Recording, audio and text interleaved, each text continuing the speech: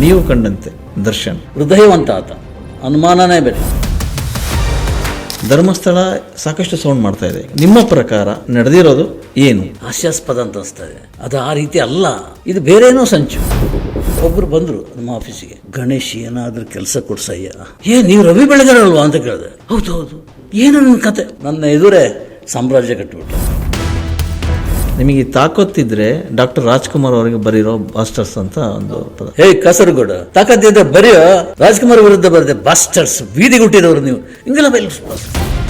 ಆಗಿನ ಚಿತ್ರರಂಗದಲ್ಲಿ ಇರ್ತಕ್ಕಂಥ ಸ್ಟಾರ್ಗಳಿಗೂ ಪ್ರಸ್ತುತ ಇರ್ತಕ್ಕಂಥ ನಟರಿಗೂ ವ್ಯತ್ಯಾಸ ನೀವು ಕಂಡುಕೊಂಡಂಗೆ? ನಮ್ಮ ಪಕ್ಕದಲ್ಲಿ ಕೂತ್ಕೊಂಡು ಆ ಸ್ಟಾರ್ ರಾಜ್ಕುಮಾರ್ ಅವರು ಊಟ ಮಾಡ್ತಾ ಇದ್ರು. ಈಗ ನಿಮಗೆ ಯಾರು ಸಿಗ್ತಾರೆ? ಇಷ್ಟೇ ಹೇಳಿದ್ರೆ ಸಾಕು ಈಗಿನವರು ಹೇಗಿದ್ದಾರೆ ಅಂತ ಅರ್ಥ ಆಗ್ಬಿಡೋದು. ಈಗ ಇರ್ತಕ್ಕಂಥ ಫ್ಯಾನ್ಸ್ಗಳು ವಾರ ನಡೀತೈತಲ್ಲ, ಆಗಲೂ ಕೂಡ ವಾರಗಳು ಇದ್ವಾ? ರಾಜ್ಕುಮಾರ್ ಕಾಲದಲ್ಲಿ ಇತ್ತು. ವಿಷ್ಣುವರ್ಧನ್ ಅವರವ್ರು ಮಾಡ್ಕೊಳ್ಳೋ ಕಿತಾಪತಿ ಅದು ಬರ್ಬರ್ತೇನಾಯ್ತು, ಅದು ವೈಯಕ್ತಿಕ ಆಗೋದು. ಗಂಧದ ಗುಡಿ ಒಂದು ಇನ್ಸಿಡೆಂಟು. ಸೊ ನಮಗೂ ಅದು ಈಗಲೂ ಪ್ರಶ್ನೆ ಆಗಿ ಉಳಿದಿತ್ತು. ಇಲ್ಲ, ಅದು ಬಟ್ ಅದನ್ನು ಲೈವ್ ಆಗಿ ಇಟ್ಕೊಂಡಿದ್ದು ಎಂ ಪಿ ಶಂಕರ್. ಈ ಫೀಲ್ಡಿಗೆ ಬಂದಿದ್ದು ಸಾಕು ಅಂತ ಅನಿಸಿದ್ದುಂಟ? ನನ್ನ 7 ಜನ್ಮದಲ್ಲೂ ಸಿನಿಮಾ ಪತ್ರಕರ್ತನಾಗಿರ್ತೀನಿ. ವಿಷ್ಣುವರ್ಧನ್ಗೆ ರಿಯಲ್ ಸ್ಟೋರಿನಲ್ಲೂ ಅವರು ದುರಂತ ನಾಯಕ ಆಗ್ಬಿಟ್ರ ಅಂತ ತುಂಬ ಇದೆ, ಘಟನೆಗಳು, ಇನ್ಸಿಡೆಂಟ್ಗಳು ತುಂಬ ಇದೆ. ವಿಷ್ಣುವರ್ಧನ್ ವಿರುದ್ಧವಾಗಿ ಮಾಡಿದ್ದು. ಸಿನಿಮಾ ಪತ್ರಕರ್ತ ಅಂದರೆ ಹೇಗಿರಬೇಕು? ನಾನು ಹೇಗಿದ್ದು ಅಂತ ಅದನ್ನು ಮಾತ್ರ ಹೇಳಬಲ್ಲೆ, ಅದ್ರ ಹೊರತು ಹೇಗೆ ಇರಬೇಕು ಅಂತ ಹೇಳಿದ್ರೆ ದುಡ್ಡಿನ ಅಗತ್ಯ. ಈಗ ವಿಮರ್ಶೆಗಳು ಮಾರಾಟಕ್ಕಿವೆ ಅಂತ ಅನಿಸ್ತದ. ರಾಜ್ಬಿ ಶೆಟ್ಟಿ ಸಿನಿಮಾ ರಿಲೀಸ್ ಆಗಿದೆಲ್ಲ, ಅದಕ್ಕೆ ಜನ ವಿಮರ್ಶೆ ಬರೆದಿದ್ದು, ಪತ್ರಕರ್ತರಲ್ಲ. ಚಲನಚಿತ್ರ ಅಕಾಡೆಮಿ ಆಗಿರ್ಬೋದು, ಅಲ್ಲಿ ಯಾಕೆ ಕಾಸರಗೋಡುಗೆ ಅವಕಾಶ ಸಿಗಲಿಲ್ಲ? ಯೋಗ ಮತ್ತು ಯೋಗ್ಯತೆ ಕೂಡಿ ಬಂದರೆ ಏನು ಬೇಕಿರೋ ನಡೀಬೋದು. ಇಲ್ಲಿ ನಾನು ಹೇಳೋದು ಯುವ ಪೀಳಿಗೆಗೆ ಒಂದೇ ಒಂದು, ನಿನಗೆ ನಿನ್ನ ಹೆಸರೇ ಅಡ್ರೆಸ್ ಆಗಬೇಕು ಅಂತ.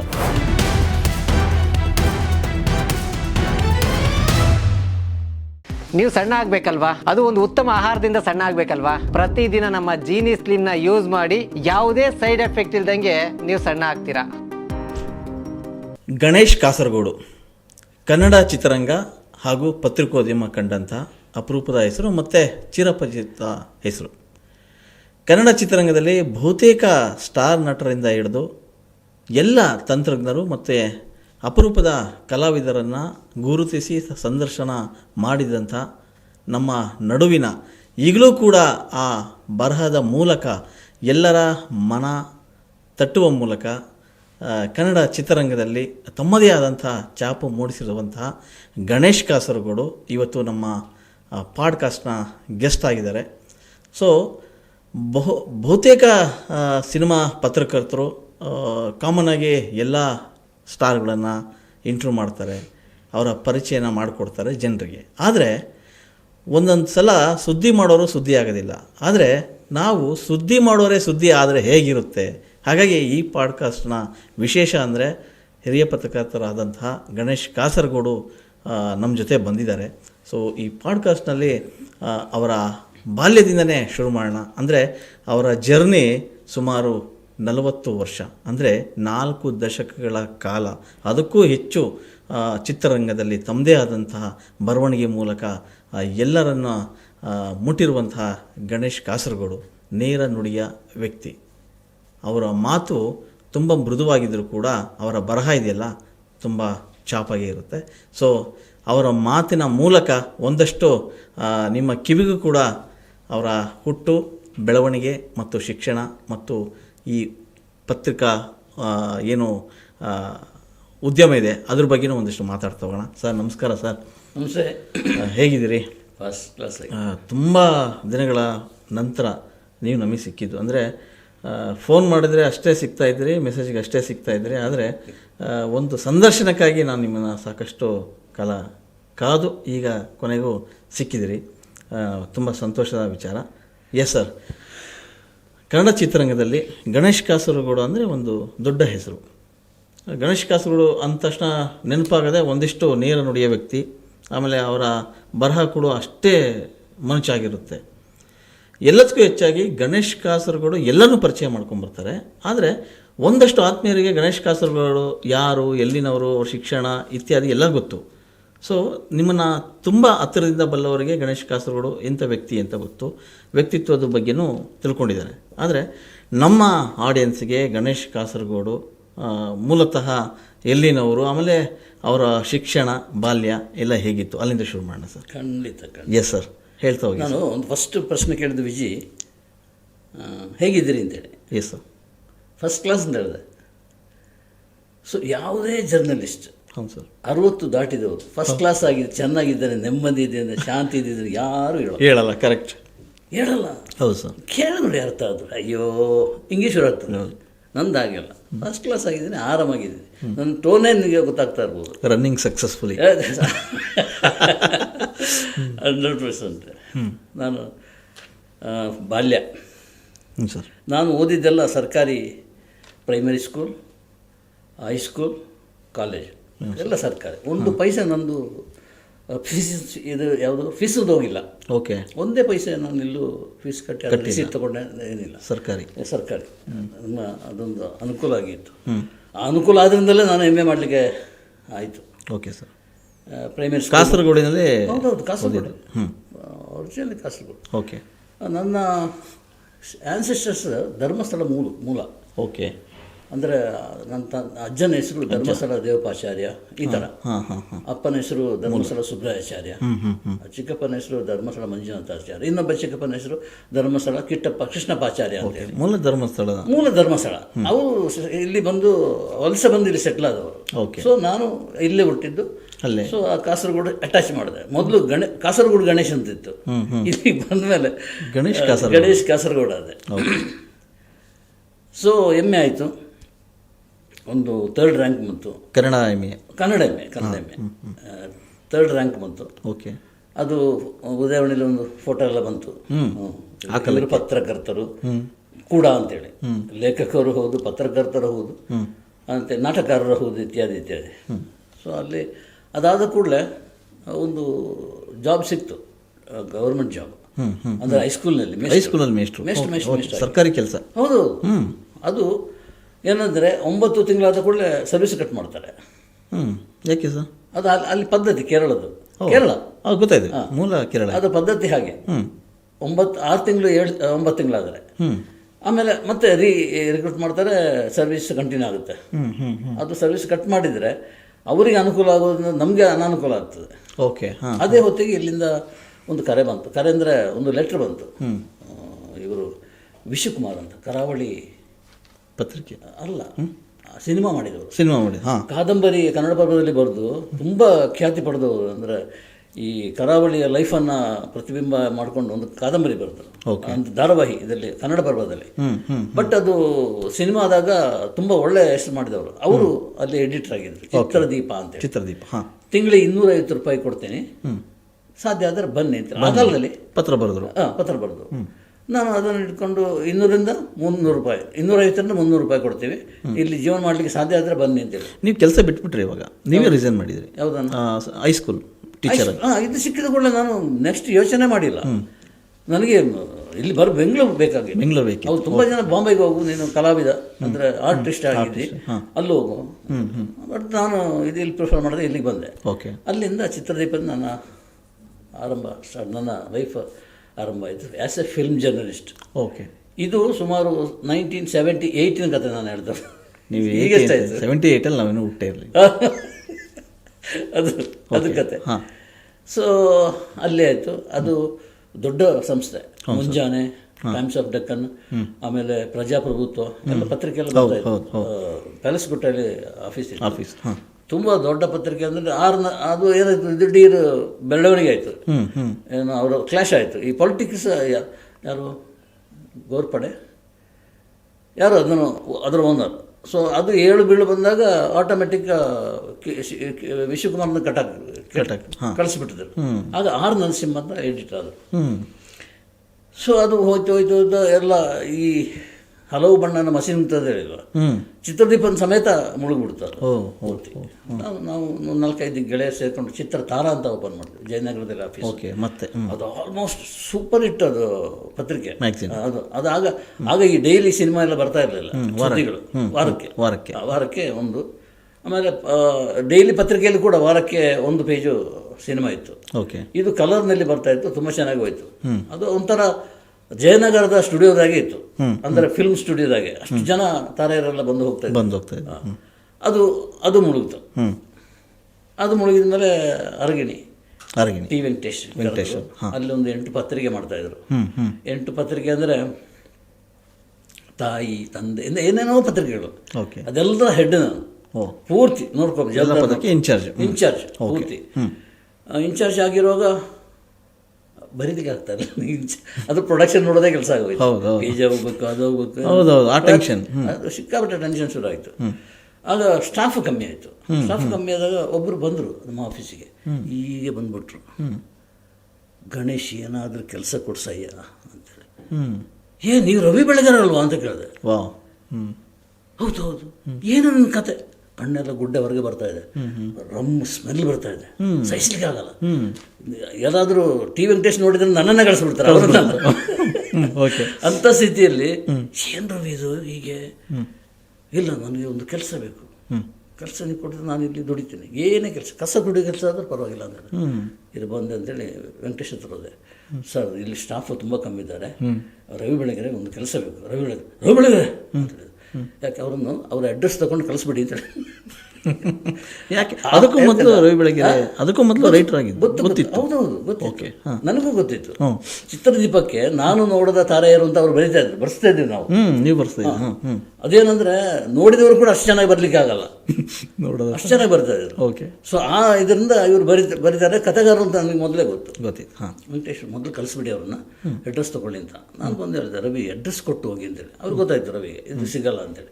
ಆಮೇಲೆ ವೆಂಕಟೇಶ್ ತೋರಿದೆ, ಏನು ಸರ್ ಅವರು ಬಳ್ಳಾರಿಂದ ಬಂದಿದ್ದು ನನಗೆ ಗೊತ್ತು, ಅವ್ರ ಹಿನ್ನೆಲೆ ಬೇರೆ ಇದೆ, ಓಕೆ, ನಕ್ಸಲ್ ಚಟುವಟಿಕೆ.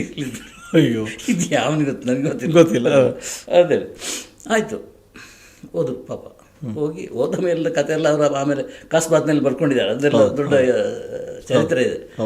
ಅದಾದಮೇಲೆ ಮತ್ತೆ ಶಾರ್ಟೇಜ್ ಬಂತು, ಇದು ಬೇಕಾಗಿತ್ತು ಒಬ್ಬ ಸ್ಟಾಫ್. ನಾನು ಮತ್ತೆ ವೆಂಕಟೇಶ್ ಹತ್ತೋದು, ಸರ್ ಏನು ರವಿ ಬೆಳಗೆರೆಯಿಂದ ಕರ್ಸೋದೊಳ್ಳೆ ಅಂದರು. ಮೊದಲು ಕರ್ಸಿ ಅಂತೇಳಿ ಅಲ್ಲಿ ಟೆಲಿಗ್ರಾಮ್ ಫಾರ್ಮ್ ಇಟ್ಟಿದ್ದಾರೆ. ಆಗ ಟೆಲಿಗ್ರಾಮ್, ಈ ಮೊಬೈಲ್ ಅದೆಲ್ಲ ಇರಲಿಲ್ಲ.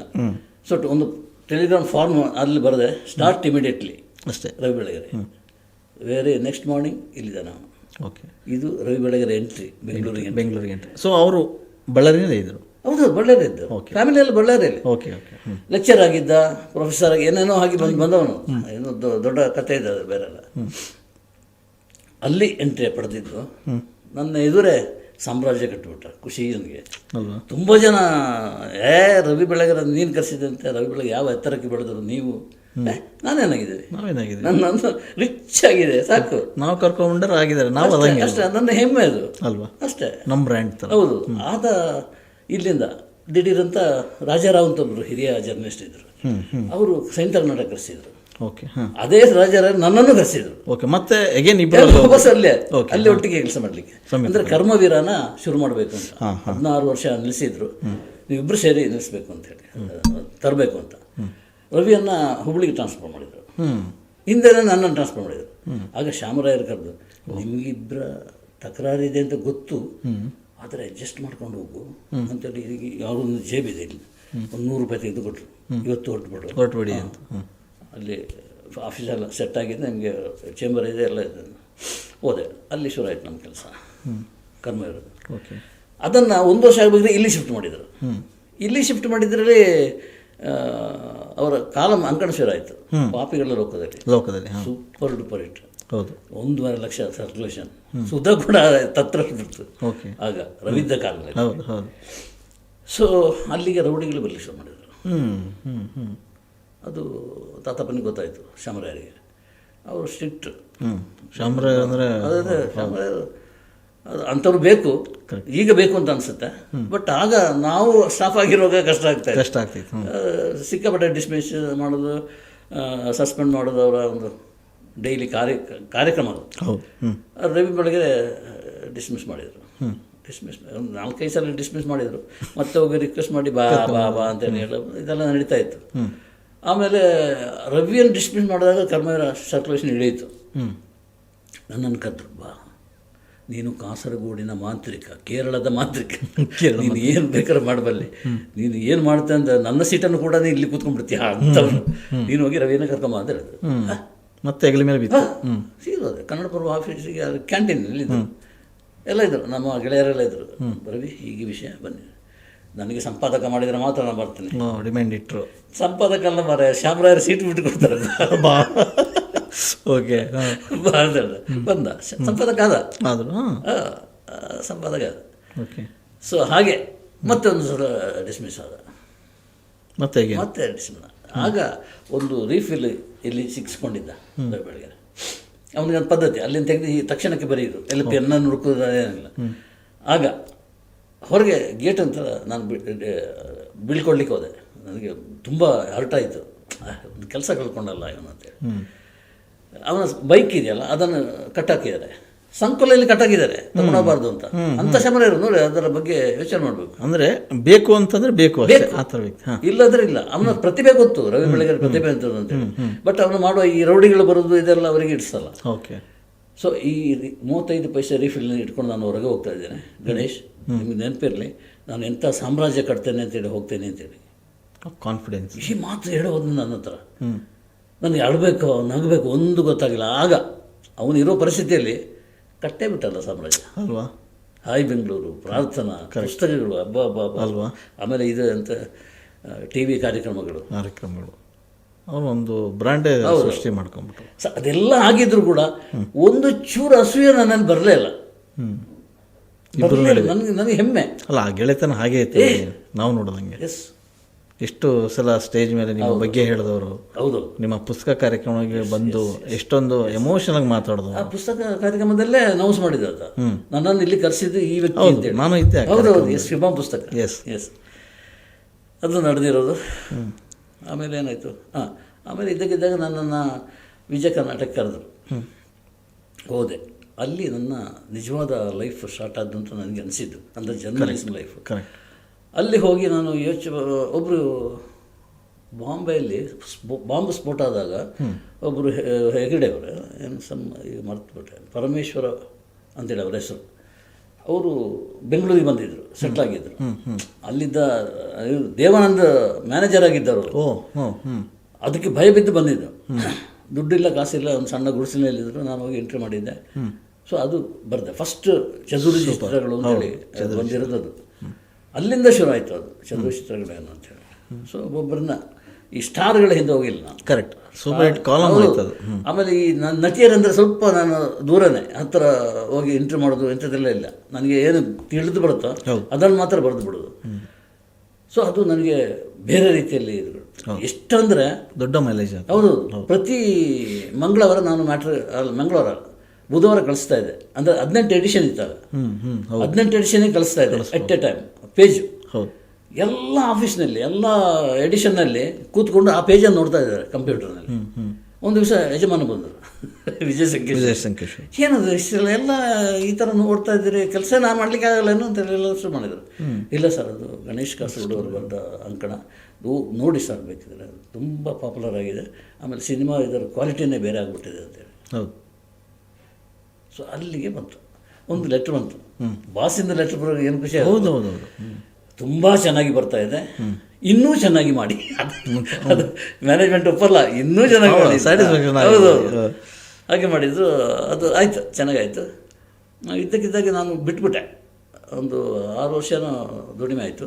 ಬಿಟ್ಟೆ. ಚಿತ್ರತಾರ ಅಂತ ಮಾಡ್ತೀನಿ, ಇನ್ನೊಂದು ಮಾಡಿದೆ ಮತ್ತೆ. ಅದು ಬುಕ್ ಸೈಜ್. Okay, magazine. 1 ವರ್ಷ ಮಾಡಿದೆ. ನಮಗೆ ಹೇಳಿದಲ್ಲ ಅಂತ ಅನಿಸ್ತು. ಅಂದರೆ ಸೇಲ್ ಆಗುತ್ತೆ, ಕರೆಕ್ಟ್. ದುಡ್ಡೆಲ್ಲ ಏಜೆಂಟ್ರಿಗೆ, ಬರವಣಿಗೆ ಕೊಡಲ್ಲ, ದುಡ್ಡು ಕೊಡಲ್ಲ. ಹಾಗೆ ಆಯಿತು ಅಷ್ಟು. ಅಲ್ಲಿ ಚಿತ್ರತಾರ ಆದಮೇಲೆ ಹೀಗೆ ಒಂದಷ್ಟು ಪತ್ರಿಕೆಗಳಲ್ಲಿ ಕಾಲಂ ಬರೆಯೋಕೆ. ಹೌದು, ನಾನು ಹೇಳೋದು ನನ್ನ ಸರ್ವಿಸ್ 45 ವರ್ಷ. 45 ಪತ್ರಿಕೆಗಳಲ್ಲಿ ಕೆಲಸ ಮಾಡಿದ್ದೇನೆ ನಾನು. ಗ್ರೇಟ್. 45 ಪತ್ರಿಕೆ. Great sir. ಅಂದರೆ ಈ ಅಂಕಣಗಳೆಲ್ಲ ಸೇರ್ಕೊಂಡು. ಹೌದು ಹೌದು ಹೌದು. ಹೇಗಿದ್ದ ಹೇಗಾದ ಗೊತ್ತಾ, ಏನೇನೋ ಅಂಕಣಗಳೆಲ್ಲ ಸಿಕ್ಕಾಬಿಟ್ಟೆ, ಎಲ್ಲ ಕ್ಲಿಕ್ ಆಗಿದೆ. ನನಗೆ ಇಷ್ಟ ಬಂದಿದೆ. ಬಟ್ ಏನಪ್ಪ ಅಂದರೆ 40 ವರ್ಷದಿಂದ 45 ಸರ್ವಿಸು, ಈ 5 ವರ್ಷ ಇದೆಯಲ್ಲ ಈಗಿಂದು, ಅದರಲ್ಲಿ ನಾನು ಇಲ್ಲಿಗೆ ಸ್ವಲ್ಪ ಚೇಂಜ್ ಆಗಿಬಿಟ್ಟೆ, ಯಾವುದು ಅಪ್ಡೇಟ್ ಆಗಿದ್ದು. ಎಸ್, ಅದೇ ಬಹುಶಃ ಪತ್ರಕರ್ತರು ಅಂದರೆ ಅದು 40 ವರ್ಷ ಅಂತಂದರೆ ಅದು ರಿಟೈರ್ಮೆಂಟು. ಅಷ್ಟಾದರೆ ನಿಂದು ನಾನು ಹೊಸದು ಮತ್ತೆ ಹೊಸ ಮಜಲು ನಿಮ್ಮದು. ಅಂದರೆ ಪತ್ರಿಕೋದ್ಯಮ ಬದಲಾವಣೆ ಅಂತ ಸಾಕ್ತು. ಸೊ ಬದಲಾವಣೆ ಆದಂಗೆ ಪತ್ರಕರ್ತರು ಕೂಡ ಬದಲಾಗಬೇಕು. ಸೊ ನೀವು ಸಾಕು ಅನ್ನೋ ಟೈಮಲ್ಲಿ ಈಗ ಮತ್ತೆ ರೀ ಎಂಟ್ರಿ ಥರ ರಿಟೈರ್ಡ್ ಆಗಿ ಆರಾಮಾಗಿ ಮನೇಲಿ ಕೂತ್ಕೊಳ್ಳೋ ಟೈಮ್ನಲ್ಲಿ ನಾನು ರೀ ಎಂಟ್ರಿ ಆಗಿದ್ದೇನೆ. ಈ 5 ವರ್ಷದಲ್ಲಿ ಆಗ ಹೆಸರು ಗೊತ್ತಿತ್ತು ಜನಕ್ಕೆ. ಹೌದು ಸರ್. ಈಗ ಎದುರು ಈ ಮುಖ ನೋಡಿದಾಗಿದೆ ಎಲ್ಲೋ ದರ್ಶನ್ ಬಗ್ಗೆ ಬರೀತಾನೆ, ಪರವಾಗಿ ಬರೀತಾನೆ, ಇದೆಲ್ಲ ಇದು ವರ್ಕೌಟ್ ಆಗಿದೆ. ಹೌದು. ಜನ Face value ಜಾಸ್ತಿ ರೋಡಲ್ಲಿ ಹೋಗಿ ಒಂದ್ಸಲ ಹಿಂಗೆ ನೋಡ್ಕೊಳ್ತಾರೆ. ಅದು ಅದು ಅದು ನನಗೆ ಕೊಟ್ಟಿರೋದು ನಿಜ. ಗಣೇಶ್ ಕಾಸರಗೋಡು ಹೆಸರಷ್ಟೇ ಗೊತ್ತಿತ್ತು ಬಹಳಷ್ಟು ಜನ. ಈಗ ಯಾವಾಗ ನೀವು ಆನ್ ಸ್ಕ್ರೀನ್ ಬರಕ್ಕೆ ಶುರು ಮಾಡಿದ್ರೆ ಅವಾಗ ಗಣೇಶ್ ಕಾಸರಗೋಡು ಗೊತ್ತಾಯ್ತು. ಈ ಕುರಿತು ನಮ್ಮ ಹಂಸಲೇಖ ಅವರು ಒಂದ್ಸಲ ಮಾತಾಡಿದರು ರೀಸೆಂಟ್. ನಾನು ಸಿಟ್ಟು ಮಾಡ್ಕೊಂಡಿದ್ದೆ ಅವರಿಗೆ ಅವ್ರ ಮೇಲೆ. ಗಣೇಶ್ ಈ ಸಿನಿಮಾ ನಾ ಮಾಡಿದ್ದು 40 ವರ್ಷ 25 ವರ್ಷದಿಂದ ಮಾಡಿದ್ದೀನಿ, ನನಗೆ ಅದು ಏನೂ ಆಗಿಲ್ಲ ರೀ. ಏನು 2 ವರ್ಷದಿಂದ ಈ ರಿಯಾಲಿಟಿ ಶೋಗೆ ಬಂದು ಕೂತ್ಕೊಂಡ್ಬಿಟ್ಟಿದ್ದೀನಿ, ಜನ ಗುರ್ತಿರೋದಿಲ್ಲ, ಏನು ಸೇರ್ತಾರೆ, ರಸ್ತೆಯಲ್ಲಿ ಹೋಗ್ಲಿಕ್ಕೆ ಆಗಲ್ಲ ಅಂತ ಹೇಳ್ಬಿಟ್ರು. ಓಕೆ, ನನಗೆ ತುಂಬ ಬೇಜಾರಾಯಿತು. ನಿಮ್ಮನ್ನು ಸಾಕಿದ ಚಿತ್ರರಂಗ ಅದ್ರ ಬಗ್ಗೆ ಇಷ್ಟು ಕೇವಲ ಮಾಡ್ತೀರಂತ ನಾನು ಹಾಗೆ ಯೋಚನೆ ಮಾಡಿದ್ದೆ. ಈಗ ನೋಡಿದ್ರೆ ನಾನೇ ಅದೇ ಪರಿಸ್ಥಿತಿಯಲ್ಲಿ ಇದ್ದೀನಿ. ವಾಸ್ತವ ಅಲ್ಲ ಸರ್, 100% ಬದಲಾವಣೆ ಆಗಲೇಬೇಕು. Yes sir. ಗಣೇಶ್ ಕಾಸರಗೋಡು ಯಾವಾಗ ಬೆಂಗಳೂರಿಗೆ ಬರ್ತಾರೆ, ಬೆಂಗಳೂರಿಗೆ ಬಂದಾಗ ಚಿತ್ರದೀಪ ಶುರು ಮಾಡ್ತಾರೆ ಸ್ನೇಹಿತರ ಜೊತೆ ಸೇರಿ. ಮೊಟ್ಟ ಮೊದಲ ಬಾರಿಗೆ ಗಣೇಶ್ ಕಾಸರಗೋಡು ಸಂದರ್ಶನ ಮಾಡಿದ ವ್ಯಕ್ತಿ ಯಾರು ನೆನಪಿದ್ದರೆ? ಉಮಾಶ್ರೀ ಅವರು.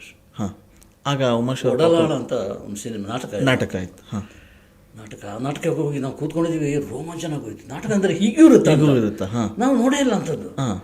ಈ ಅಮ್ಮ ಇದು ಸೊಂಟಕ್ಕೆ ಅದನ್ನು ಸೆರಗನ್ನು ಕಟ್ಕೊಂಡು ಓಡಾಡೋದು, ಆ ಮಾತಾಡೋದು ಸ್ಟೈಲೆಲ್ಲ ನೋಡಿಬಿಟ್ರೆ ಉಮಾಶ್ರೀ ಹೌದಲ್ವಾ ಅಂತೇಳಿ ಸಾಕವ್ವ ಕ್ಯಾರೆಕ್ಟರ್. ಅದನ್ನು ಬಂದರು ಉಮಾಶ್ರೀ ಅವರು ಆಫೀಸಿಗೆ ಬಂದರು, ಅದ್ರ ಬಗ್ಗೆ ಒಂದು ಲೇಖನ. ಸೊ ಅದು ಪಾಪ್ಯುಲಾರಿಟಿ. ಹೌದೌದು, ಅದು ಮೊದಲ ಲೇಖನ. ಅದು ಇಲ್ಲಿ ಬೆಂಗಳೂರಿಗೆ ಬಂತು. ಬಟ್ ಅದರ ಮೊದಲು ಇಲ್ಲಿಗೆ ಬಂದಾಗ ಅಂದರೆ ಏನು ಪತ್ರಿಕೆ ಏನಿರಲಿಲ್ಲ. ಬಂದಾಗ ಕೋಕಿಲ ಮೋಹನ್ನ ಇಲ್ಲಿ ಸಿಂಡಿಕೇಟ್ ಬ್ಯಾಂಕ್ ಇಲ್ಲಿ ಗಾಂಧಿನಗರದಲ್ಲಿ ಸಿಂಡಿಕೇಟ್ ಬ್ಯಾಂಕ್ನಲ್ಲಿ ಕ್ಲರ್ಕ್ ಆಗಿದ್ದರು. ಓಕೆ, ಯಾರೋ ಹೇಳಿದರು ಕೋಕಿಲ ಮೋಹನ್ ಇದ್ದಾರೆ ಅಂತೇಳಿ. ಸುಮ್ಮನೆ ಹೋದೆ, ಮಾತಾಡ್ಸಿದ್ದು, ಭಾರಿ ಫ್ರೆಂಡ್ ಆಗ್ಬಿಟ್ಟ ಅಲ್ಲೇ. ಆಮೇಲೆ ಅವನಿಗೆ ಇದು ಕರೆ ಬಂತು ಚೆನ್ನೈಗೆ. ಕರೆ ಬಂದ ಕೂಡಲೇ ಅಲ್ಲಿ ಅವನ ಹಲ್ಲು ಸ್ವಲ್ಪ ಇಲ್ಲಿ ಇದೆ, ಡಬಲ್. ಅದು ಸ್ವಲ್ಪ ಚೇಂಜ್ ಮಾಡಬೇಕಲ್ಲ ಗಣೇಶ್ ಅವರ ಅಂತೇಳಿ. ಖಂಡಿತ ಮಾಡಬೇಡಿ, ಅದು ನಿಮಗೆ ಅದೃಷ್ಟ, ಮಾಡಬೇಡಿ, ಅದು ಯಾವತ್ತೂ ನಿಮಗೆ ಕಾಪಾಡುತ್ತೆ. ಬನ್ನಿ, ನಾನು ಹೈಟ್ ತುಂಬ ಕಮ್ಮಿ ಇದ್ದೀನಿ, ಸ್ವಲ್ಪ ಹೈಟ್ಲಿ ಶೂ ಬಾಟಾ ಶೋರೂಮಿಗೆಲ್ಲ ಹೋಗಿ ಆ ಮನುಷ್ಯ ಅವರಿಗೆ ಶೂನ ಅಂತ ದುಡ್ಡು ಕಡೆ ಆತನೆ ಸೆಲೆಕ್ಟ್ ಮಾಡಿ ನಾನು ಕೊಟ್ಟು ಒಂದು ಅಲ್ಲಿ ಯಾವುದೋ ಒಂದು ಹೋಟೆಲ್ ಇದೆ, ಅಲ್ಲಿ ಕರ್ಕೊಂಡೋಗಿ ಗುಲಾಬ್ ಜಾಮೂನ್ ಎಲ್ಲ ಕೊಟ್ಟು ಹೋದ ಮನುಷ್ಯ. ನೋಡಿದ್ರೆ ಈಗ ರವಿ ಬೆಳಗೆರೆ ಏನಾಗಿದ್ರು ಸೇಮ್ ಆ ಕಾಲದಲ್ಲಿ ಅವರೇ ಆಗ್ಬಿಟ್ಟರು. ಕೋಕಿಲ ಮೋಹನ್. ಅದನ್ನ ಆ ಸಂದರ್ಶನ ಉದಯವಾಣಿಗೆ ಬರೆದಿದ್ದೆ. ಓಕೆ, ಸುಮ್ಮನೆ ಕಳಿಸಿದ್ದು, ಪ್ರಿಂಟ್ ಮಾಡಿಬಿಟ್ರು. ಹಾಗೆ ಅಲ್ಲಿ ಇಲ್ಲಿ ಕಾಶಿನಾಥ್ ಆಗಿರಲಿ, ತುಂಬ ರಮೇಶ್ ಭಟ್, ಶಂಕರ್ನಾಗ್, ಅನಂತ್ನಾಗ್ ಇವರನ್ನೆಲ್ಲ ಸಂದರ್ಶನ ಮಾಡಿ ಅಲ್ಲಿಗೆ ಬರ್ತಿದ್ದೆ, ಅವರು ಪ್ರಿಂಟ್ ಮಾಡ್ತಾಯಿದ್ರು. ಅದು ಬೇರೆ ರೀತಿ, ಯಾವುದೋ ಒಂದು ಪತ್ರಿಕೆಯಲ್ಲಿ ಇದ್ದ ಮಾಡಿದ್ದಾರೆ. ಕರೆಕ್ಟ್, ಒಂದು ಪತ್ರಿಕೆಯಲ್ಲಿ ಇದ್ದು ಸಂದರ್ಶನ ಮಾಡಿದ್ದು ಬೇರೆ. ಹಾಂ, ಉಮಾಶ್ರೀ ಅವರು. Yes sir. ಆರಂಭದ ದಿನಗಳಲ್ಲಿ ನೀವು ನೋಡ್ದಂಗೆ ಎಲ್ಲ ಸ್ಟಾರ್ಗಳಲ್ಲೂ ಸಂದರ್ಶನ ಮಾಡೋದಂಥವ್ರು, ಅಣ್ಣವರಿಂದ ಹಿಡಿದು ಆಮೇಲೆ ಈಗಿನ ಲಾಸ್ಟ್ ಏನು ರಿಲೀಸ್ ಆದ ಸಿನಿಮಾಗಳು ಲಾಸ್ಟ್ ವೀಕ್ ಅಲ್ಲಿವರೆಗಿನ ಹೀರೋಗಳನ್ನು ನೀವು ಮಾತಾಡಿಸಿ ಬರೆದುಂಟು. ಯಾವ ಭೇದ ಭಾವ ಇಲ್ಲ, ನೋಡಿಲ್ಲ ಇವನು ದೊಡ್ಡ ಸ್ಟಾರು ಸಣ್ಣ ಕಲಾವಿದ ಯಾವುದೂ ಇಲ್ಲ, ನಿಮಗೆ ಎಲ್ಲನೂ ಕೂಡ ಒಂದೇ ತಕಡೆಯಲ್ಲಿ ಹಾಕ್ಕೊಂಡು ಮಾಡೋದಂಥವ್ರು. ಸೊ ಆಗಿನ ಚಿತ್ರರಂಗದಲ್ಲಿ ಇರ್ತಕ್ಕಂಥ ಸ್ಟಾರ್ಗಳಿಗೂ ಈಗ ಪ್ರಸ್ತುತ ಇರ್ತಕ್ಕಂಥ ನಟರಿಗೂ ವ್ಯತ್ಯಾಸ ನೀವು ಕಂಡುಕೊಂಡಂಗೆ? ತುಂಬ ಇದೆಪ್ಪ. ಹಾಂ, ತುಂಬ ವ್ಯತ್ಯಾಸ. ಆಗ ಅಣ್ಣವ್ರದ್ದೇ ಹೇಳ್ತೀನಿ. ಅಣ್ಣವರ ಜೊತೆ ನಾವು ಹೇಗಿದ್ವಿ. ಹಾಂ, ಒಂದು ಸಿನಿಮಾದ ಶೂಟಿಂಗ್ಗೆ ಹೊರಗಡೆ ಹೋದರೆ, ಅಂದರೆ ಮಹಾದೇವಪುರ ಅಂತ ಹೇಳ್ಕೊಂಡು ಹೋದರೆ, ಅಲ್ಲಿ ಈ ಗದ್ದೆ ಬದಿಯಲ್ಲಿ ಇದಕ್ಕೆ ಇಡ್ತಾರಲ್ಲ, ಕಟ್ಟೆ ಪುಣಿ ಅಂತ ಹೇಳ್ತೀವಿ ನಾವು, ಅಲ್ಲಿ ಊಟ. ಓಕೆ, ನಾವು ಈಗ ಕೂತ್ಕೊಂಡಿದ್ವಿ ಚಕ್ರ ಮಕ್ಕಳು ಹಾಕ್ಕೊಂಡು, ಅಣ್ಣವ್ರು ಎಲ್ಲಿ ಕೂತ್ಕೊಂಡಿದ್ದಾರೆ, ಹೀಗೆ ಎಲ್ಲ ಜರ್ನಲಿಸ್ಟ್ ಉದ್ದಕ್ಕೆ ಕೂತ್ಕೊಂಡಿದ್ದಾರೆ. ಹೀಗೆ ಅದು ಬಡಿಸ್ಕೊಂಡು ಬರ್ತಾಯಿದ್ದೆ. ನಾನು ಹೇಳ್ತಾ ಇರೋದು ಏನಂದರೆ, ನಮ್ಮ ಪಕ್ಕದಲ್ಲಿ ಕೂತ್ಕೊಂಡು ಆ ಸ್ಟಾರ್, ಆಗಲೇ ದೊಡ್ಡ ಸ್ಟಾರ್, ಮಹಾನಟ, ಕಲಾವಿದ ರಾಜ್ಕುಮಾರ್ ಅವರು ಊಟ ಮಾಡ್ತಾಯಿದ್ರು. ಈಗ ನಿಮಗೆ ಯಾರು ಸಿಗ್ತಾರೆ? ಸಾಧ್ಯನೇ. ಕನಸು. ಅವರ ಮನೆಗೆ ಹೋಗಿ, ಇಲ್ಲಿ ಸದಾಶಿವನಗರದಲ್ಲಿ ಮನೆಗೆ ಹೋದರೆ, ಮುಹೂರ್ತ ಆಗಲಿ ಪ್ರೆಸ್ ಮೀಟ್ ಆಗಲಿ ಏನಾದಿದ್ರೆ ಇಡ್ಲಿ ತಟ್ಟೆ ಇಟ್ಕೊಂಡು ನಮ್ಮ ಹಿಂದೆ ನಿಂತಿರ್ತಾರೆ ಅವರು. ಅವರ ಮನೆ ನೋಡಿ. ಗಣೇಶ್ ಅವರೇ, ಆ ಇಡ್ಲಿ ಸಾಂಬಾರು ತಗೊಳ್ಳಿ, ತುಂಬ ಚೆನ್ನಾಗಿದೆ, ಅಲ್ಲಿ ಚಿಕನ್ ಇದೆ, ಅದು ಇನ್ನೂ ಚೆನ್ನಾಗಿದೆ ಅಂತೇಳಿ ಹೇಳೋದು ನಮಗೆ ಬಡಿಸೋರು ಅವರು. ಇದು ಬಾಂಧವ್ಯ. ಕರೆಕ್ಟ್. ನಮಗೆ ಇದು ಅರ್ಗಿಸ್ಕೊಳ್ಳಿಕ್ಕೆ ಆಗ್ತದೆ. ಈಗ ಬಂದವರು ಶೂಟಿಂಗ್ ಅಲ್ಲಿ ಕ್ಯಾಮರಾ ಮುಂದೆ ಶೂಟಿಂಗ್ ಮುಗೀತು ಅಂತ ಹೇಳಿದ್ರೆ ಕಾರನ್ನು ಹೋಗ್ಬಿಡ್ತಾರೆ. ಕಾರು ಒಂದು ಸಂಸ್ಕೃತಿ ಬಂತಲ್ಲ. ಆಮೇಲೆ ಈ ಬ್ಲ್ಯಾಕ್ ಕ್ಯಾಟ್ಸ್ ಅಥವಾ ಈ ಸೆಕ್ಯೂರಿಟಿಯ ಅದೇನು ಹೇಳ್ತಾರೆ ಬಾಡಿ ಗಾರ್ಡ್ಸ್ ಬಂದ ಮೇಲೆ ಪೂರ್ತಿ ದೂರ ಆಗ್ಬಿಟ್ರು. ಯಾರೇ ಆಗಿರಲಿ, ನನಗೆ ಅದೇನು ಎಲ್ಲರೂ ಆತ್ಮೀಯರೇ, ಬಟ್ ಅದು ಅವರನ್ನು ದೂರ ಇಡ್ತದೆ. ಆ ಸಂಸ್ಕೃತಿ ಬಂದ ಮೇಲೆ ಅವ್ರು ಹೇಳೋ ಕಾರಣ ಬೇರೆ, ಮೈ ಮೇಲೆ ಬೀಳ್ತಾರೆ ಅದು ಆಗ್ತದೆ. ಅಣ್ಣವ್ರಿಗೆ ಮೈ ಮೇಲೆ ಬೀಳಲಿಲ್ಲ, ನೀವು ಯಾರು ಜುಟ್ಟು ಅವರ ಮುಂದೆ. ಕರೆಕ್ಟ್. ಅಣ್ಣವ್ರಿಗೆ ಒಬ್ಬನೇ ಒಬ್ಬ ಇದ್ದಿದ್ದು ಚೆನ್ನ ಅಂತೇಳಿ. ಹೆಂಗೆ ಸರ್ ಈ ಬ್ಲ್ಯಾಕ್ ಕ್ಯಾಟ್ಸ್ಗಳು ಅವರಿಗೆ ಲಕ್ಷಾಂತರ ರೂಪಾಯಿ ಸಂಬಳ ಇಟ್ಕೊಂಡಿರ್ತಾರೆ ಅವರು. ಅಣ್ಣವರು ಸಿಂಪಲ್ ಅಂದ ಅದು ವಿಜಯ್, ಅದು ಲೈಫ್ ಸರಳತನ. ಅದು ಇಷ್ಟು ಹೇಳಿದ್ರೆ ಸಾಕು ಈಗಿನವರು ಹೇಗಿದ್ದಾರೆ ಅಂತ ಅರ್ಥ ಆಗ್ಬಿಡು. 100% ಸರ್. ಆ ಆದರ್ಶ ಯಾರೂ ಮೈಗೂಡಿಸ್ಕೊಳ್ಳಿಲ್ಲ. ಆಮೇಲೆ ನಮ್ಮ ಆ ಪರಿಚಯದಲ್ಲಿ ಯಾವುದೋ ನಮ್ಮ ಪುಸ್ತಕ ರಿಲೀಸ್ ಯಾವುದಾದ್ರು ಕರೆದ್ರೆ ಅಥವಾ ಯಾವುದೋ ಒಂದು ಫಂಕ್ಷನ್, ನಮ್ಮ ಸ್ನೇಹಿತರು ಯಾರೋ ಇರ್ತಾರಪ್ಪ, ಒಂದು ಅಂಗಡಿ ಇಟ್ಟವರು, ಅವರು ಒಂದ್ಸಲ ಅವ್ರನ್ನ ಕರೀರಿ ಅಂತೇಳಿ ಹೇಳಿದರೆ, ಯಾರೊಂದು ದೊಡ್ಡ ಸ್ಟಾರ್ ಅಂತ ಫೋನ್ ಮಾಡಿದ್ದೆ, ಅಣ್ಣ ನೀವು ಯಾಕೆ ಕರಿತೀರಿ ಅವ್ರ ಹತ್ರ ಹೇಳಿ, ನನ್ನ ಹತ್ರ ಕೇಳಲಿಕ್ಕಾಗಲ್ಲ. ಆ ಶಾಪ್ನವ್ರ ಹತ್ರ ದುಡ್ಡು 2 ಲಕ್ಷ 3 ಲಕ್ಷ ಈ ಥರ, ಅಥವಾ ಇದೇ ರೀ ಸೀರೆ ಅಂಗಡಿ ಇದ್ರೆ ಕಾಸ್ಟ್ಲಿ ಸೀರೆಗಳು ಬೇಕು ಅವರಿಗೆ. ಕರೆಕ್ಟ್. ಆಮೇಲೆ ಈ ಬಂಗಾರದ ಇದಿದ್ರೆ ಜ್ಯುವೆಲ್ಲರಿ ಶಾಪ್ ಇದ್ದಾರೆ, ಅಲ್ಲಿ ನೆಕ್ಲೆಸ್ ಆಗಬೇಕು ಅವ್ರ ಹೆಂಡತಿಯರಿಗೆ. ಇಂಥದ್ದೆಲ್ಲ ಇದೆ ಅಲ್ಲ, ಇರಲಿ ಅವರ ಖ್ಯಾತಿ ಪಡಿಬೇಕಿದ್ರೆ ಅಷ್ಟೆಲ್ಲ ಕಷ್ಟ ಬಿದ್ದಿದ್ದಾರೆ ಅಂತೇಳಿ. ಬಟ್ ನನ್ನಂಥ ಬಡ ಪತ್ರಕರ್ತ ಕರೆದಾಗ ಪ್ರೀತಿಯಿಂದ ನಿಮ್ಮ ಥರ ಡ್ರೀಮ್ ಗಟ್ಟಲೆ ನಾವು ಬರೋದಿಲ್ವಾ ಅಲ್ವಾ? ಬೆಳವಣಿಗೆಯಿಂದ ಪತ್ರಕರ್ತರು ಇದ್ದಾರೆ. ಹೌದು, ಅದಕ್ಕಾದ್ರೂ ಒಂದು ಬೆಲೆ ಬೇಡವಾ? ಕರೆಕ್ಟ್. ನಾವು ನಿಮ್ಮಿಂದ ಏನು ಬಯಸ್ತೇವೆ? ಒಂದು ಪೈಸೆ ಬಯಸಲ್ಲ ನಾವು, ಏನು ಬೇಡ ನಿಮ್ಮಿಂದ, ಏನು ಬೇಡ. ನಾನೇನು ದುಡಿತೇನೋ ಅದು ನನಗೆ ಸಾಕು ಅಲ್ವಾ? ಆದ್ರಿಂದಲೇ ಇಷ್ಟು ವರ್ಷದಲ್ಲಿ ನಾನು ಯಾರು ಏನು ಕೆಟ್ಟದ ಮಾತಾಡೋಗೆ ಬೆಳೆದಿದ್ದೀನಿ, ಹೀಗಿದ್ದೀನಿ. ಕರೆಕ್ಟ್. ವಾಸ್ತವವಾಗಿ ನೋಡಿದ್ರೆ ಹಿಂದಿನ ನಟರಿಗಿಂತ ಈಗಿನ ನಟರು ತುಂಬ ಬದಲಾಗಿಲ್ಲ. ನಾವು ಬದಲಾಗಿದ್ದಾರೆ, ಖಂಡಿತ ಬದಲಾಗಿದ್ದಾರೆ. ಅದರ ಆಪಾದನೆ ಮಾಡಲಿಕ್ಕೆ ಆಗಲ್ಲ, ಯಾಕೆಂದರೆ ಅವರು ಇಲ್ಲಿಂತಲ್ಲ, ಕನ್ನಡ ಸಿನಿಮಾ ಇಂಡಸ್ಟ್ರಿ ಮಾತ್ರ ಅಲ್ಲ, ಎಲ್ಲ ಇಂಡಸ್ಟ್ರಿ, ಎಲ್ಲ ಭಾಷಾ ಇಂಡಸ್ಟ್ರಿಯಲ್ಲೂ ಹಾಗೇನೇ ಇದೆ. ಅದರಿಂದ ಓಕೆ ಸರ್. ನೀವು ಕಂಡಂತೆ ಆಗಿನ ಸ್ಟಾರ್ ನಟರುಗಳ ನಡುವೆ ಈಗ ಇರ್ತಕ್ಕಂಥ ಫ್ಯಾನ್ಸ್ಗಳು ವಾರ ನಡೀತೈತಲ್ಲ, ಆಗಲೂ ಕೂಡ ವಾರಗಳು ಇದ್ವಾ ಅಂತ? ರಾಜ್ಕುಮಾರ್ ಕಾಲದಲ್ಲಿ ಇತ್ತು. ಒಂದು ಉದಾಹರಣೆ ಯಾವುದಾದ್ರು? ವಿಷ್ಣುವರ್ಧನ್. ಎಸ್, ಅವರು ಅದರಲ್ಲಿ ಅನುಮಾನ, ಸುಮ್ಮನೆ ಇವರು ಹೇಳ್ತಾರೆ ಅವರು. ಬಟ್ ರಾಜ್ಕುಮಾರ್ಗೆ ವಿಷ್ಣುವರ್ಧನಿಗಲ್ಲ, ಗೊತ್ತಾಯ್ತು, ಅವರ ಅಭಿಮಾನಿಗಳಿಗೆ, ಫ್ಯಾನ್ಸ್ ಅವರವ್ರು ಮಾಡ್ಕೊಳ್ಳೋ ಕಿತಾಪತಿ ಅದು ಬರ್ತೇನಾಯಿತು, ಅದು ವೈಯಕ್ತಿಕ ಆಗೋಯ್ತು. ಓಕೆ, ಅದು ಸಮಸ್ಯೆ ಆಗಿರೋದು. ಒಂದು ಕೆಲವು ಪ್ರಶ್ನೆಗಳಾಗಿ ಉಳಿದ್ಬಿಡ್ತವೆ. ಗಂಧದ ಗುಡಿ ಒಂದು ಇನ್ಸಿಡೆಂಟು, ಅದು ತುಂಬ ಸುದ್ದಿ ಆಗೋಯಿತು. ಸೊ ನಮಗೂ ಅದು ಈಗಲೂ ಪ್ರಶ್ನೆ ಆಗಿ ಉಳಿದಿತ್ತು, ಅದು ಯಾರ್ದು ಸತ್ಯ ಯಾರ್ದು ಸುಳ್ಳು ಯಾವುದು ಗೊತ್ತಾಗಿಲ್ಲ. ಯಾವುದು ಇಲ್ಲ, ಅದು ಉದ್ದೇಶಪೂರ್ವಕವಾಗಿ ನಡೆದಿರೋದೇ ಅಲ್ಲ. ಬಟ್ ಅದನ್ನು ಲೈವ್ ಆಗಿ ಇಟ್ಕೊಂಡಿದ್ದು MP Shankar, okay, producer. Live ಆಗಿ ಇಟ್ಕೊಂಡು ಅದಕ್ಕೆ ಪ್ರಚಾರ ಸಿಗುತ್ತೆ. ಆಗಿನ ಮಾಧ್ಯಮ ಯಾಕೆ ಇಷ್ಟೊಂದು ಸುದ್ದಿ ಹರಡಿಸ್ತು? ಅದು ಬೇರೆ ಬೇರೆ ಈ ಜಾತಿ ಇದೆಯಲ್ಲ, ಪತ್ರಕರ್ತರಿಗೂ ತಾರೆಯರಿಗೂ ಜಾತಿಯ ಬಾಂಧವ್ಯ ಇದೆ. ಓಕೆ, ಅದು ನನಗೆ ಇಲ್ಲಿ ಬಂದ ಮೇಲೆ ಗೊತ್ತಾದ್ದು. ಅದು ಎಲ್ಲ ಕಾಲಕ್ಕೂ ಇದ್ದದ್ದೇ. ಬ್ರಾಹ್ಮಣ, ದಲಿತ, ಇಂಥದ್ದೆಲ್ಲ ಶುರು ಆಗಿಬಿಡ್ತದೆ. ಶೂದ್ರ, ಹೀಗೆ ನನಗೆ ಇದು ಎಂಥದ್ದು, ನಾವು ಎಷ್ಟು ನಮಗೆ ಮುಸ್ಲಿಂ ಗೆಳೆಯರಿಗೆ ಲೆಕ್ಕ ಇಲ್ಲ ಅಲ್ವಾ? ಅಬ್ದುಲ್ಲಾ, ಹಮೀದ್, ಹಕೀಮ್, ತುಂಬ ಜನ ಇದ್ದಾರೆ. ಅಂತಲ್ಲಿ ಈ ಜಾತಿ ಮತ ಭೇದ ನಮಗೆ ಅರ್ಥನೇ ಆಗಿಲ್ಲ. ಇಲ್ಲಿ ಬಂದ ಮೇಲೆ ಎಲ್ಲ ಕಲಿತಾ ಹೋದ್ವಿ. ಸರಿ, ಇಷ್ಟು ವರ್ಷದ ನಿಮ್ಮ ಪತ್ರಿಕೋದ್ಯಮದ ಅನುಭವದಲ್ಲಿ ಯಾವತ್ತಾದರೂ ನಾನು ಈ ಫೀಲ್ಡಿಗೆ ಬಂದಿದ್ದು ಸಾಕು ಅಂತ ಅನಿಸಿದ್ದುಂಟ ಯಾವತ್ತಾದರೂ? ಒಂದು ಸಣ್ಣ ಎಂತ ಮಾತಾಡೋದು, ನಾನು ಈ ಕ್ಷಣದಲ್ಲಿ ಯೋಚನೆ ಮಾಡ್ತಿರೋದು ಅಂದರೆ ನನ್ನ 7 ಜನ್ಮದಲ್ಲೂ ಸಿನಿಮಾ ಪತ್ರಕರ್ತನಾಗಿರ್ತೀನಿ ಅಂತ. ಯಾವ ಕೆಟ್ಟ ಅನುಭವನೂ ಆಗಿಲ್ಲ? ಇಲ್ಲ, ಕೆಟ್ಟ ಅನುಭವ ಆಗಿದೆ. ನುಂಗ್ಕೊಂಡಿದ್ದೀನಿ, ವಿಷಕಂಠನಾಗಿದ್ದೀನಿ. ಯಾಕೆ ಅಂತ ತುಂಬ ನನ್ನ ನಂಬಿದವರೇ ಜಾಸ್ತಿ. ಯಾರೊಬ್ಬರು ಹೇಳ್ತಾ ಇದ್ರು ಮೊನ್ನೆ, ನೀನು ದುಶ್ಮನನ್ನು ಬೇಕಾದ್ರೆ ನಂಬಿ, ಸ್ನೇಹಿತನ ನಂಬೇಡ. ಅಂದರೆ ಗೆಳೆಯರಿಂದ ಆಗಿರೋಂಥ ಹೌದು ಅನುಭವ. ದುಶ್ಮನನ್ನು ಯಾಕೆ ನಂಬಿದ್ರೆ ನೀ ಜಾಗೃತಿಯಾಗಿರ್ತೀಯ, ಅವನು ದುಶ್ಮನ್ ಅಂತೇಳಿ. ಒಬ್ಬ ಗೆಳೆಯನನ್ನು ಯಾವ ಕಾರಣಕ್ಕೂ ನೀವು ಅನುಮಾನ ಪಡಲ್ಲ, ಬಟ್ ಅವನು ಶಾಕ್ ಹಾಕ್ಬಿಡ್ತೀನಿ ಬರ್ತಾನೆ ಅಂತ. ಹೀಗೆ ಸೊ ಗಣೇಶ್ ಕಾಸರಗೋಡವರಿಗೆ ಪತ್ರಿಕೋದ್ಯಮದ ಗೆಳೆಯರಿಂದನೇ ಬೇಸರ ಆಗಿದೆ. 28 ಜನ ಜರ್ನಲಿಸ್ಟ್ಗಳು ನನ್ನ ವಿರುದ್ಧ ಯುದ್ಧ ಸಾರಿದ್ರು. ಓಕೆ ಅದಕ್ಕೆ ಒಂದು ಕಾರಣ ಇದೆ. ಓಕೆ. ಉಪೇಂದ್ರ ಒಂದು ನಾನು ತುಂಬ ಹತ್ರ ಅಂದರೆ ಆತನದು ಕೂಡ ನಾನು ಫಸ್ಟೇ ಬರೆದಿರೋದು. ಸೊ ಹಾಗೆ ತುಂಬ ಹತ್ತಿರ. ಫೋನ್ ಮಾಡಿದರಾಗಲಿ ಮಾತಾಡಿದರಾಗಲಿ ಎದುರು ಬೆದರು ಮಾತಾಡಿದಾಗಲಿ ಅವ ಏನೋ ಒಂದು ಹೇಳ್ಬಿಡ್ತಾನೆ. ಆಗ ಆ ಟೈಮ್ನಲ್ಲಿ ಏನಾಯ್ತು ಅಂದರೆ ಅವನಿಗೆ ಸ್ವಲ್ಪ ಏನು ಇರಿಟೇಟ್ ಆಯಿತು ಕನ್ನಡ ಇಂಡಸ್ಟ್ರಿ. ಗುರುಗಳೇ ನಾನು ಬಾಂಬೆಗೆ ಹೋಗ್ಬಿಡ್ತೀನಿ, ಹಿಂದಿ ಚಿತ್ರರಂಗಕ್ಕೆ ಹೋಗ್ಬಿಡ್ತೀನಿ ಅಂತ ಹೇಳ್ತಾರೆ. ಹೇಳಿದರು. ನನಗೆ ಅದು ಸಬ್ಜೆಕ್ಟ್ ಅಲ್ವ. ನಾನು ಆಗ ಏನು ಮಾಡ್ತಾ ಇದ್ದೆ, ಈ ವಾರ ಪೂರ್ತಿ ಕಾಯ್ತಾ ಇರಲಿಲ್ಲ. ಓಕೆ. ಆ ಕ್ಷಣಕ್ಕೆ ತಕ್ಷಣ ಹೋಗಿ ಆಫೀಸ್ನಲ್ಲಿ ಬರೆಯೋದಲ್ವ, ಬರೆದು ಕೊಟ್ಬಿಡ್ತಾ ನೆಕ್ಸ್ಟ್ ಡೇ ಪ್ರಿಂಟ್ ಆಗ್ತಾಯಿತ್ತು. ಓಕೆ. ಅದು ಮೊದಲೇ ಇರಿಟೇಟ್ ಆಗಿತ್ತು ಒಂದಿಷ್ಟು ಪತ್ರಕರ್ತರಿಗೆ.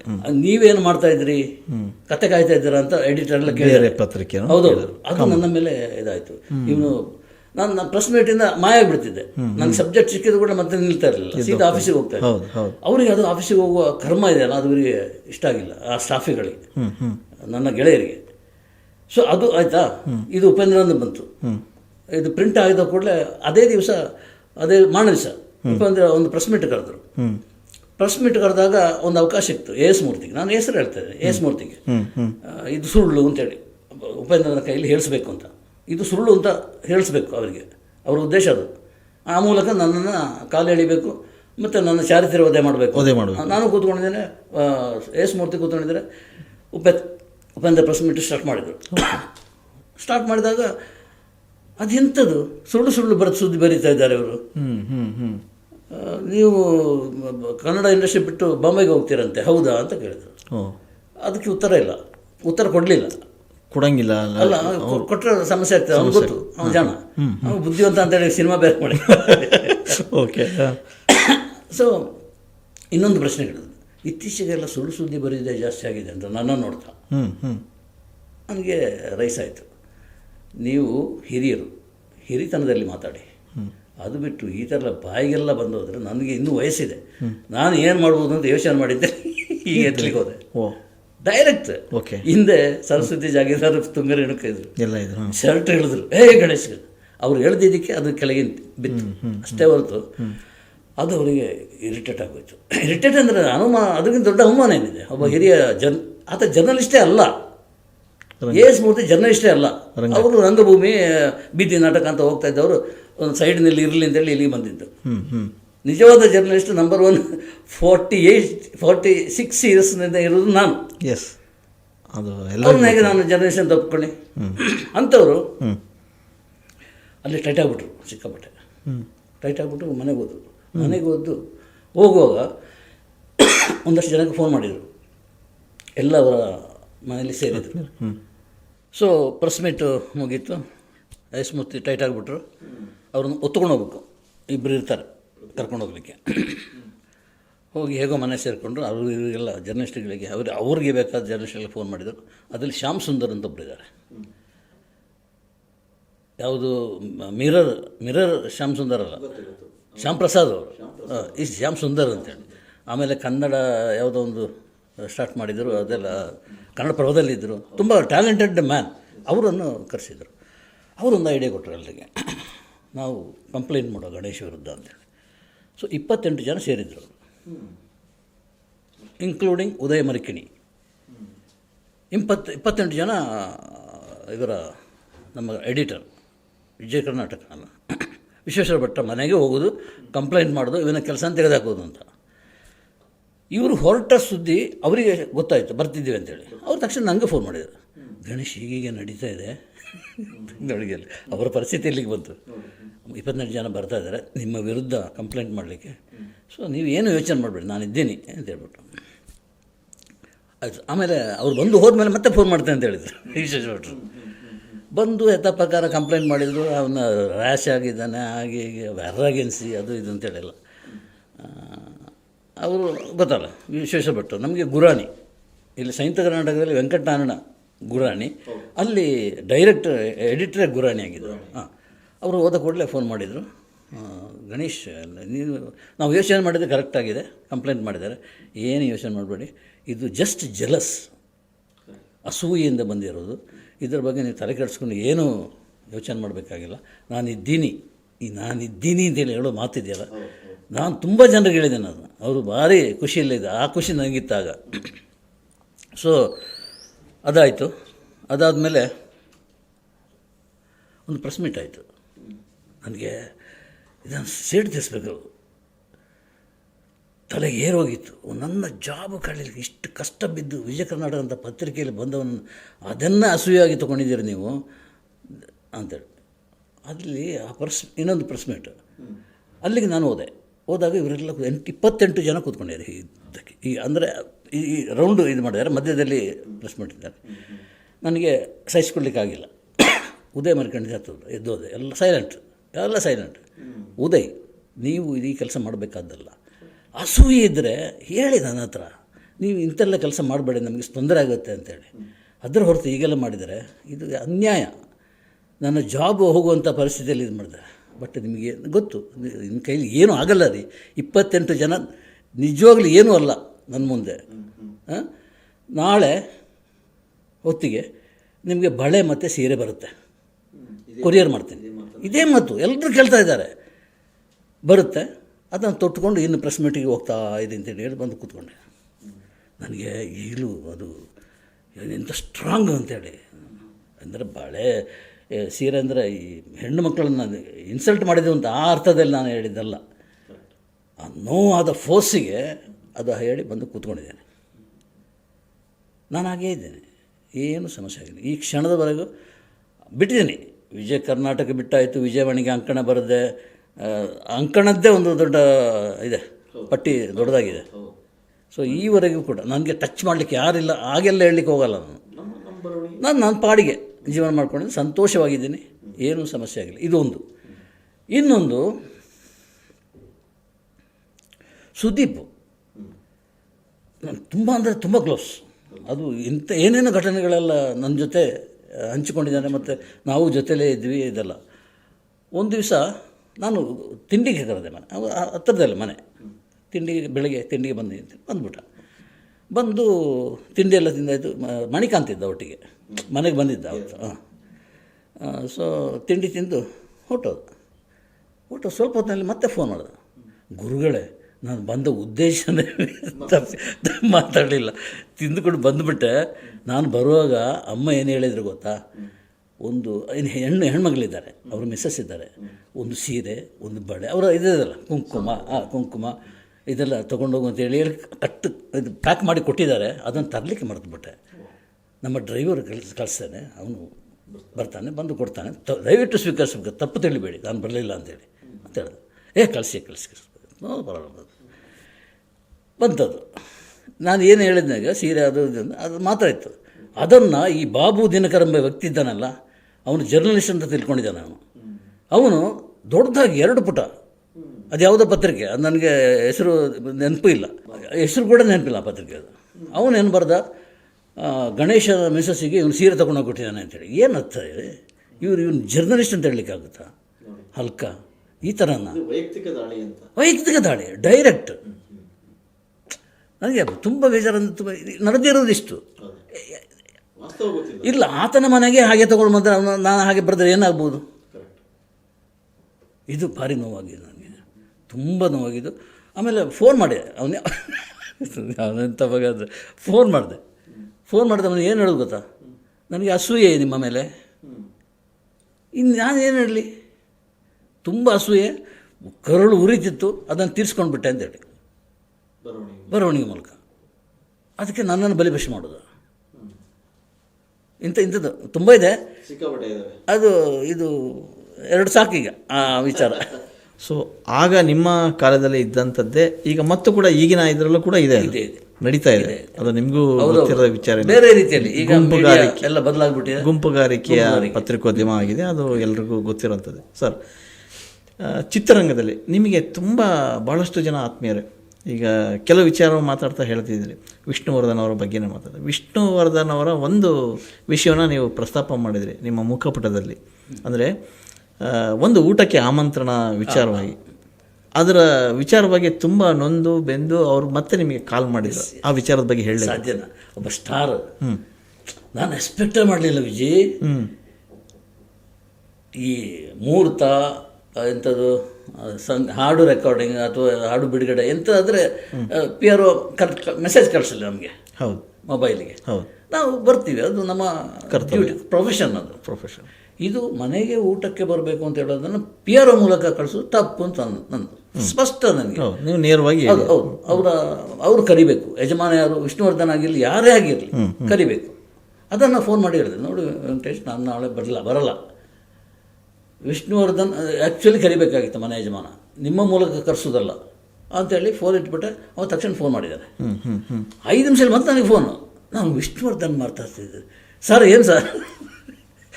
ಇಲ್ಲ ನಂದು ಮಹಾಪರಾಧವಾಗಿದೆ, ದೊಡ್ಡ ತಪ್ಪಾಗಿದೆ, ದಯವಿಟ್ಟು ಕ್ಷಮಿಸಿ, ನಾನು ಕಾರ್ ಕಳಿಸ್ತೇನೆ, ನಾಳೆ ನೀವು ಮನೆಗೆ ಬರಬೇಕು ಎಂತ ಹೇಳುವ.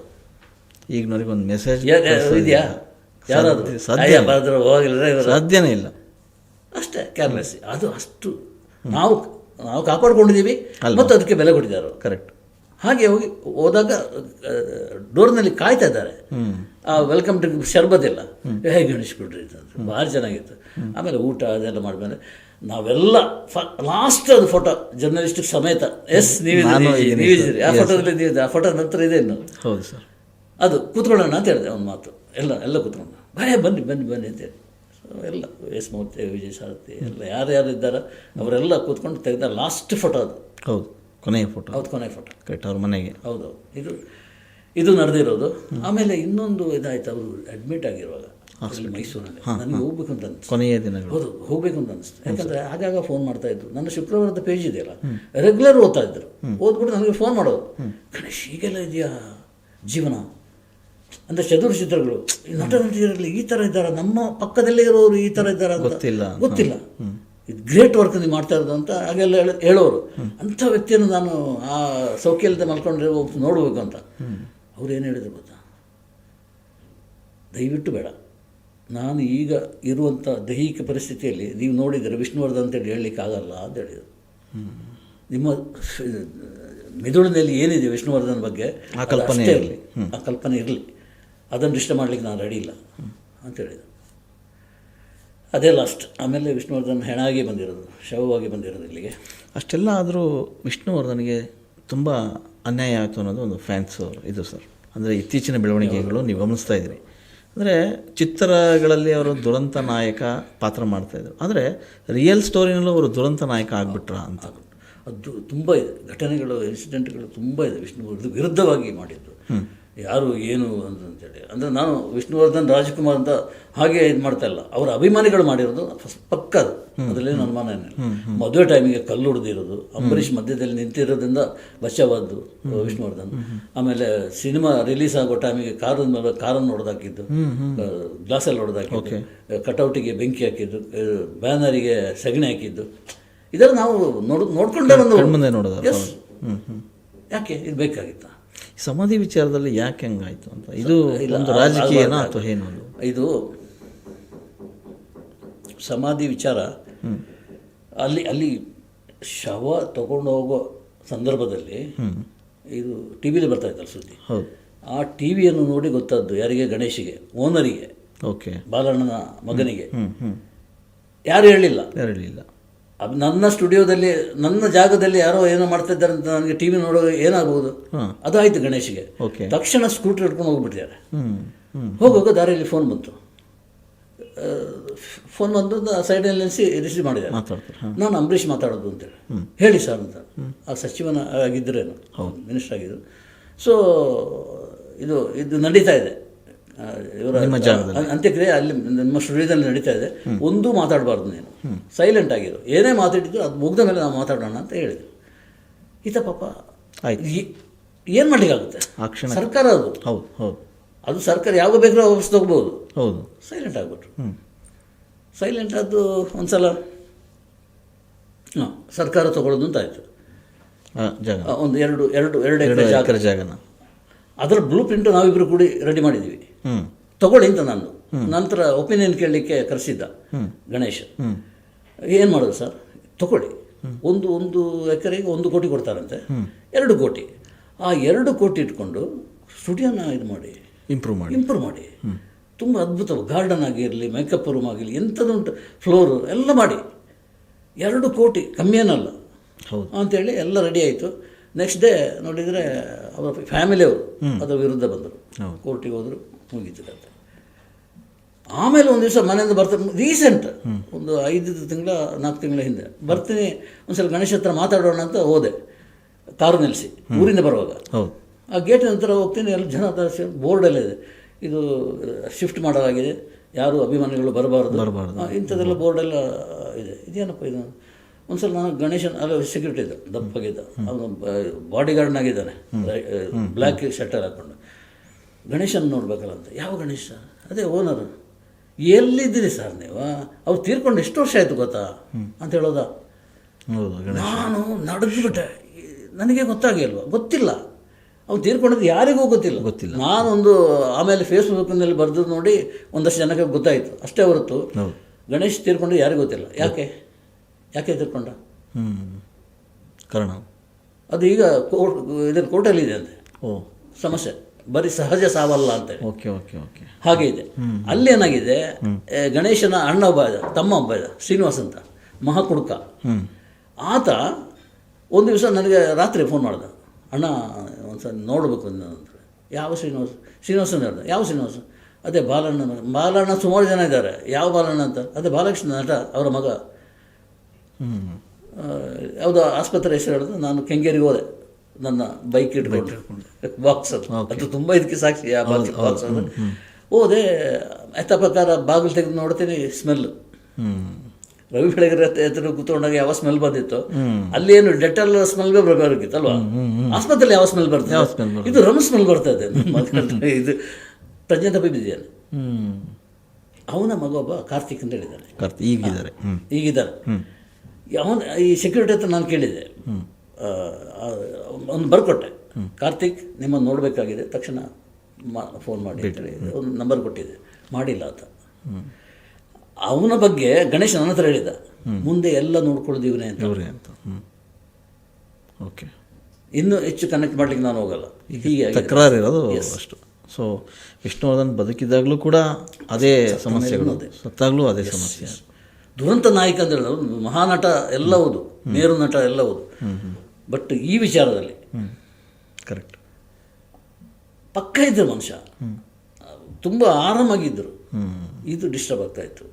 ಆಮೇಲೆ ಶುರುವಾಯಿತು ಆಧ್ಯಾತ್ಮ, ಅದು ಇದೆಲ್ಲ ಕರೆಕ್ಟ್. ಇದು ಸಹಿಸ್ಕೊಳ್ಳಿಕ್ಕೆ ಆಗದೆ ಅವ್ರು ಬೇರೊಂದು ಇದನ್ನು ಅನ್ವೇಷಣೆ ಮಾಡಿಕೊಂಡು ಆಧ್ಯಾತ್ಮದ ಬಗ್ಗೆ ಈ ಶಿರ್ಡಿ ಸಾಯಿಬಾಬಾ ಡ್ರೆಸ್ ಮಾಡ್ಕೊಳ್ಳೋದು ಇದೆಲ್ಲ ಆಗೋಯ್ತು. ಮಣಿ ಜಾಸ್ತಿ ಆಧ್ಯಾತ್ಮ ಅದು ಒಲೆ ಹೆಚ್ಚಾಯಿತು. ಹೌದು, ಅದು ಇದನ್ನು ಮರೀಲಿಕ್ಕೆ ಬೇಕಾಗಿ. Yes sir. ನೀವು ತುಂಬ ಹತ್ರದಿಂದ ನೋಡಿದಂಥ ಮತ್ತೊಬ್ಬ ನಟ ಅಂದರೆ ಅಂಬರೀಷ್ ಅವರ ವ್ಯಕ್ತಿತ್ವನೇ ಬೇರೆ, ಕಲರ್ಫುಲ್ಲು. ಅವ್ರು ಯಾವಾಗಲೂ ನೇರ ನುಡಿಯಾಗಿ ಮಾತಾಡೋರು, ಚೆನ್ನಾಗಿ ಮಾತಾಡೋರು. ನಿಮ್ಮ ಸಂಪರ್ಕದಲ್ಲಿದ್ದಂಥ ಅಂಬರೀಷ್ ಅವರ ಗುಣ ಹೇಗಿತ್ತು ಸರ್? ಅಂದರೆ ಎಲ್ರಿಗೂ ಹೊರಟಾಗಿ ಮಾತಾಡ್ತಾಯಿದ್ರು, ಆದರೆ ಆ ಒಳಗಿನ ಮನಸ್ಸು ಮಾತ್ರ ಭಾಳ ಬೃತ ಇರ್ತಿತ್ತು. ನೀವು ತುಂಬ ಹತ್ತಿರದಿಂದ ನೋಡಿದ್ರು. ನಾನು ಫಸ್ಟು ಒಂದು ಇನ್ಸಿಡೆಂಟ್ ಹೇಳಿಬಿಡ್ತೀನಿ. ಹೌದು ಸರ್.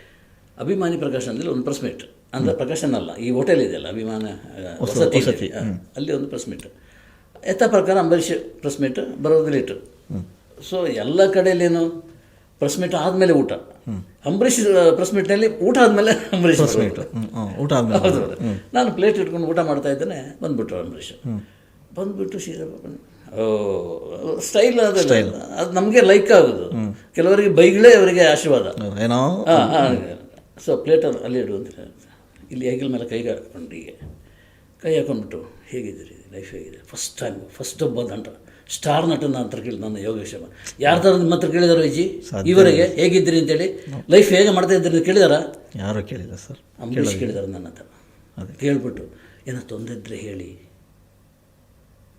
ಏನು ತೊಂದರೆ ನನಗೆ ಅರ್ಥ ಆಗಿಲ್ಲ. ದುಡ್ಡು ಆಫರ್ ಮಾಡಲಿಕ್ಕೆ ಕೇಳ್ತಾ ಇರೋದು, ಬದುಕು ಹೇಗೆ ಅಂತೇಳಿ ನಾನು ಕೊಡ್ತೀನಿ ಅಂತ ಆ ಅರ್ಥದಲ್ಲಿ. ಇಲ್ಲವರ ಸರ್, ನಿಮ್ಮ ಸ್ನೇಹ ಇದ್ದರೆ ಸಾಕು ಸರ್ ಅಂತೇಳಿ. ಅದೆಲ್ಲ ಇಟ್ಕೊಳ್ರಿ, ಏನು ಸ್ನೇಹ, ಏನು ದುಡ್ಡೇನಾದರೂ ಬೇಕೇನ್ರಿ ಅಂತ ಡೈರೆಕ್ಟಾಗಿ ಹೇಳ್ಬಿಟ್ಟ. ಬೇಕು ಅಂತ ಹೇಳಿದೆ. ನಾನು ಬೇಕು ಅಂತ ಹೇಳಿದೆ.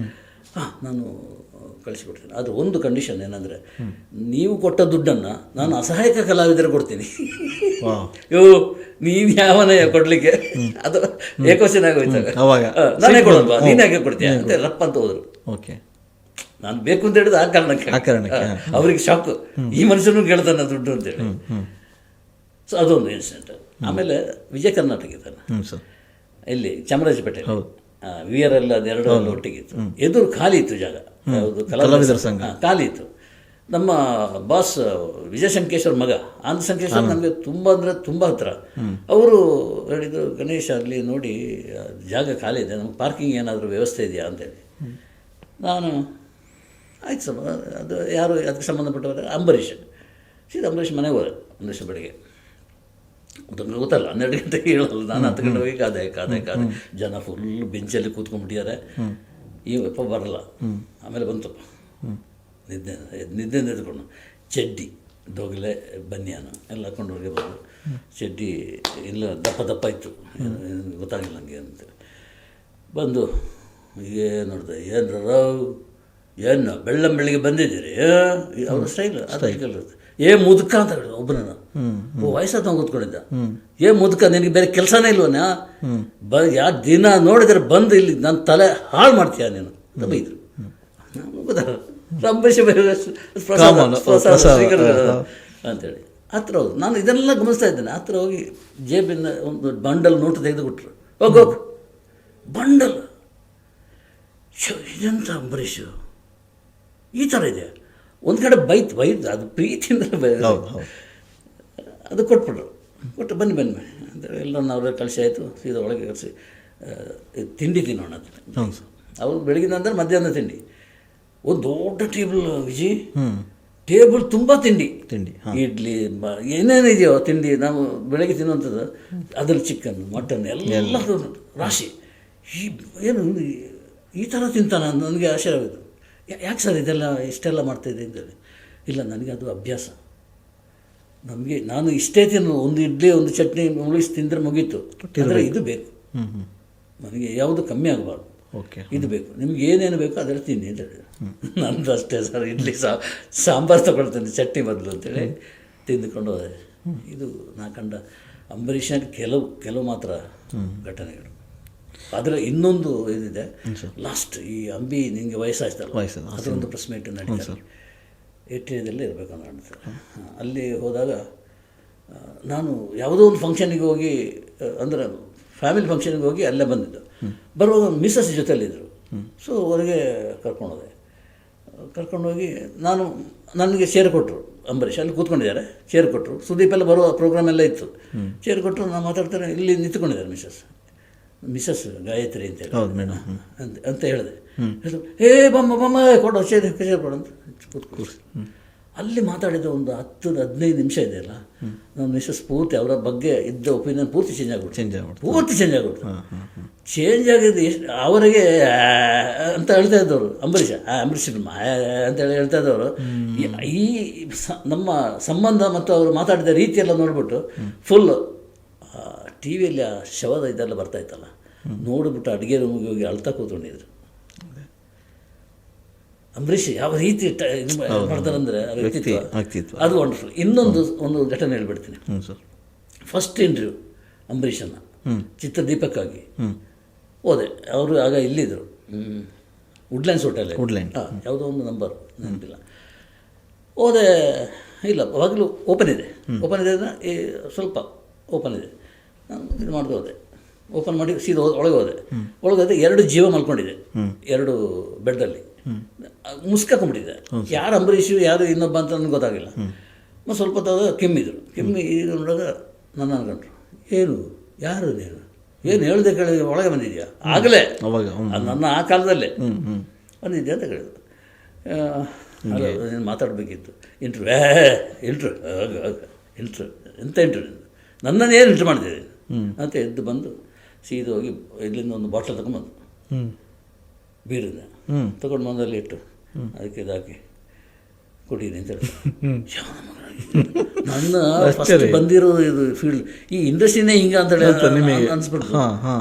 ಕುಡೀರಿ ಅಂತ ಸಾರ್, ಏನು ಸರ್ ಇದಕ್ಕೆ ನಾನು ಕಾಫಿ ಕೂಡ ಸರಿಯಾಗಿ ಕುಡಿಯಲ್ಲ, ಇದನ್ನು ನಮ್ಮ ವಿಸ್ಕಿರ ಅದು ಏನಂತೇಳಿ ಗೊತ್ತಿಲ್ಲ, ಕುಡೀರಿ ಅಂತೇಳಿ. ಇಲ್ಲ ನೀವು ಕುಡಿಯಲ್ಲ, ನಾನೊಂದು ಕಾಂಬಿನೇಷನ್ ತರ್ತೆ ಅಂತೇಳಿ ಅಲ್ಲಿ ಹೋಗಿ ಆಲ್ಫೋನ್ಸಾ ಮಾವಿನ ಹಣ್ಣು ಅದನ್ನು ತೊಗೊಂಡು ಬಂದು ಅದನ್ನು ತಾನೇ ಕೈ ಕಟ್ ಮಾಡಿ ಟೇಬಲ್ ಮೇಲೆ ಇಟ್ಟು, ಇದ್ರ ಕಾಂಬಿನೇಷನ್ ಬ್ಯೂಟಿಫುಲ್ ಆಗಿದೆ, ಕುಡಿದು ನೋಡಿ ಅಂತೇಳಿ ದಯವಿಟ್ಟು ನಾನು ಬಿಟ್ಟುಬಿಡಿ ನಿಮ್ಮ ಸಂದರ್ಶನ ಬೇಡ ಏನು ಬೇಡ ಅಂತ ಎದ್ದು ಕೂಡ ಅದು ಯಾರು ಅಂತ ಕೇಳಿದೆ ಪಕ್ಕದಲ್ಲಿ. ಅದು ಅಶೋಕ್ ಅಂತ ಆಗಿನ ಕಾಲದ ಫ್ರೆಂಡ್ ಅಶೋಕ ಅಂತ, ತುಂಬ ಕ್ಲೋಸ್ ಅಂತ ಚಡ್ಡಿ ದೋಸ್ತುಗಳು ಅಂತ ಹೇಳಿದರು. ಅಷ್ಟು ಹೇಳಿ ಸೀದಾ ಹೊರಗೆ ಬಂದೆ. ನಾನು ಏನು ಮಾಡಿದ್ದೆ ಅದನ್ನೇ ಒಂದು ಐಟಮ್ ಆಗಿ ಫ್ರಂಟ್ ಪೇಜ್ ಬರೆದೆ. ಹೀಗೀಗೆ ನಡೀತು, ಹೀಗೀಗೆ ನಡೀತು.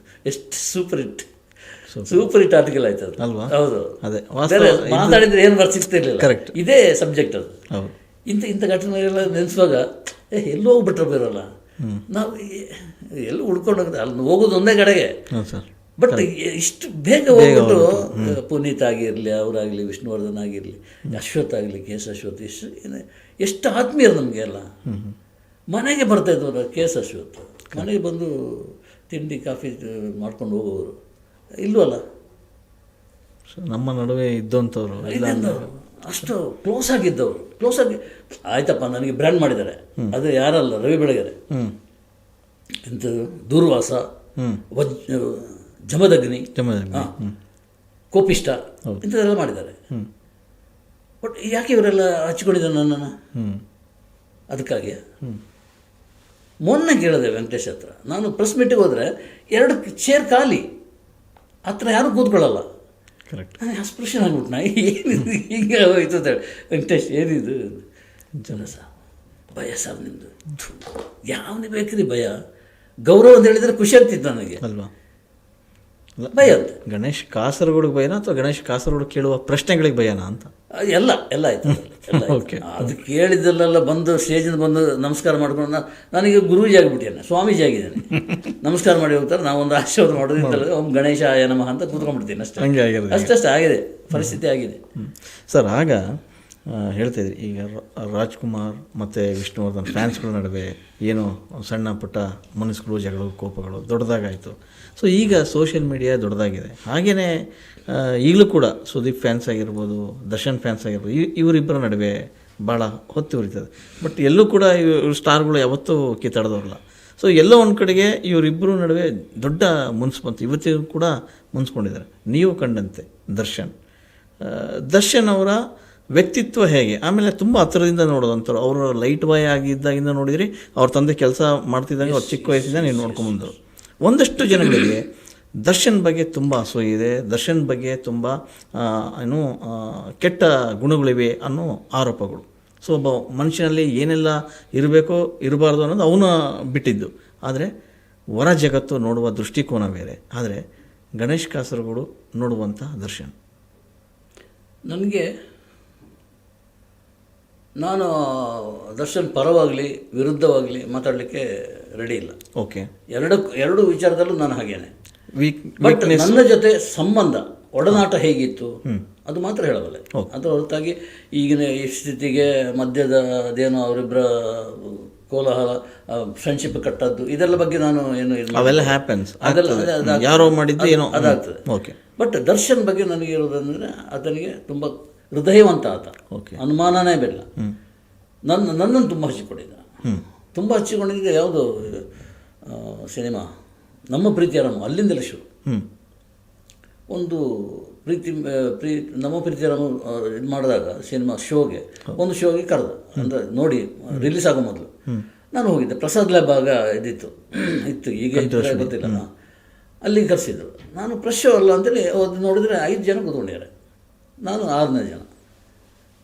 ಯಾಕೆ ಅಂತ ಕೇಳಿದೆ ಪ್ರೊಡ್ಯೂಸರ್ ಹತ್ರ ಮತ್ತು ಇವ್ರ ಹತ್ರ, ಡೈರೆಕ್ಟರ್ ಹತ್ರ. ಇಲ್ಲ ನೀವು ಮಾತ್ರ ನೋಡಲಿಕ್ಕೆ ಕರೆದಿದ್ದು, ಒಪಿನಿಯನ್ ಬೇಕು ನಮಗೆ ಅಂತ ಹೇಳಿ. ಒಪಿನಿಯನ್? ಹೌದೌದು. ಆಗ ನಾನು ವಿಜಯ ಕನ್ನಡದಿದ್ದೆ, ಒಪಿನಿಯನ್ ಬೇಕು ಅಂತ ಹೇಳಿದ್ರು.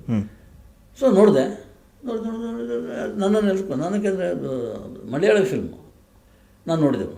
ಕಲಾಭವನ್ ಮಣಿ ಮಾಡಿದ್ದೆ, ಕಣ್ಣು ಕುರುಡನ ಕ್ಯಾರೆಕ್ಟರ್ ತುಂಬ ಇಷ್ಟ ಆಗಿತ್ತು ನನಗೆ. ಅದು ನನಗೆ ಇಲ್ಲಿ ಕಂಡೆ. ಕಲಾಭವನ್ ಮಣಿಗಿಂತ ಹೆಚ್ಚು ಚೆನ್ನಾಗಿ ಮಾಡಿದ್ದಾನೆ ಅಂತೇಳಿ, ಅದಕ್ಕೆ ತುಂಬ ಶ್ರಮ ಪಟ್ಟಿದ್ದಾನೆ ದರ್ಶನ್ ಅಂತ. ಅಲ್ಲಿ ಏನು ಒಪಿನಿಯನ್ ಹೇಳಲಿಕ್ಕೆ ಹೋಗಿಲ್ಲ.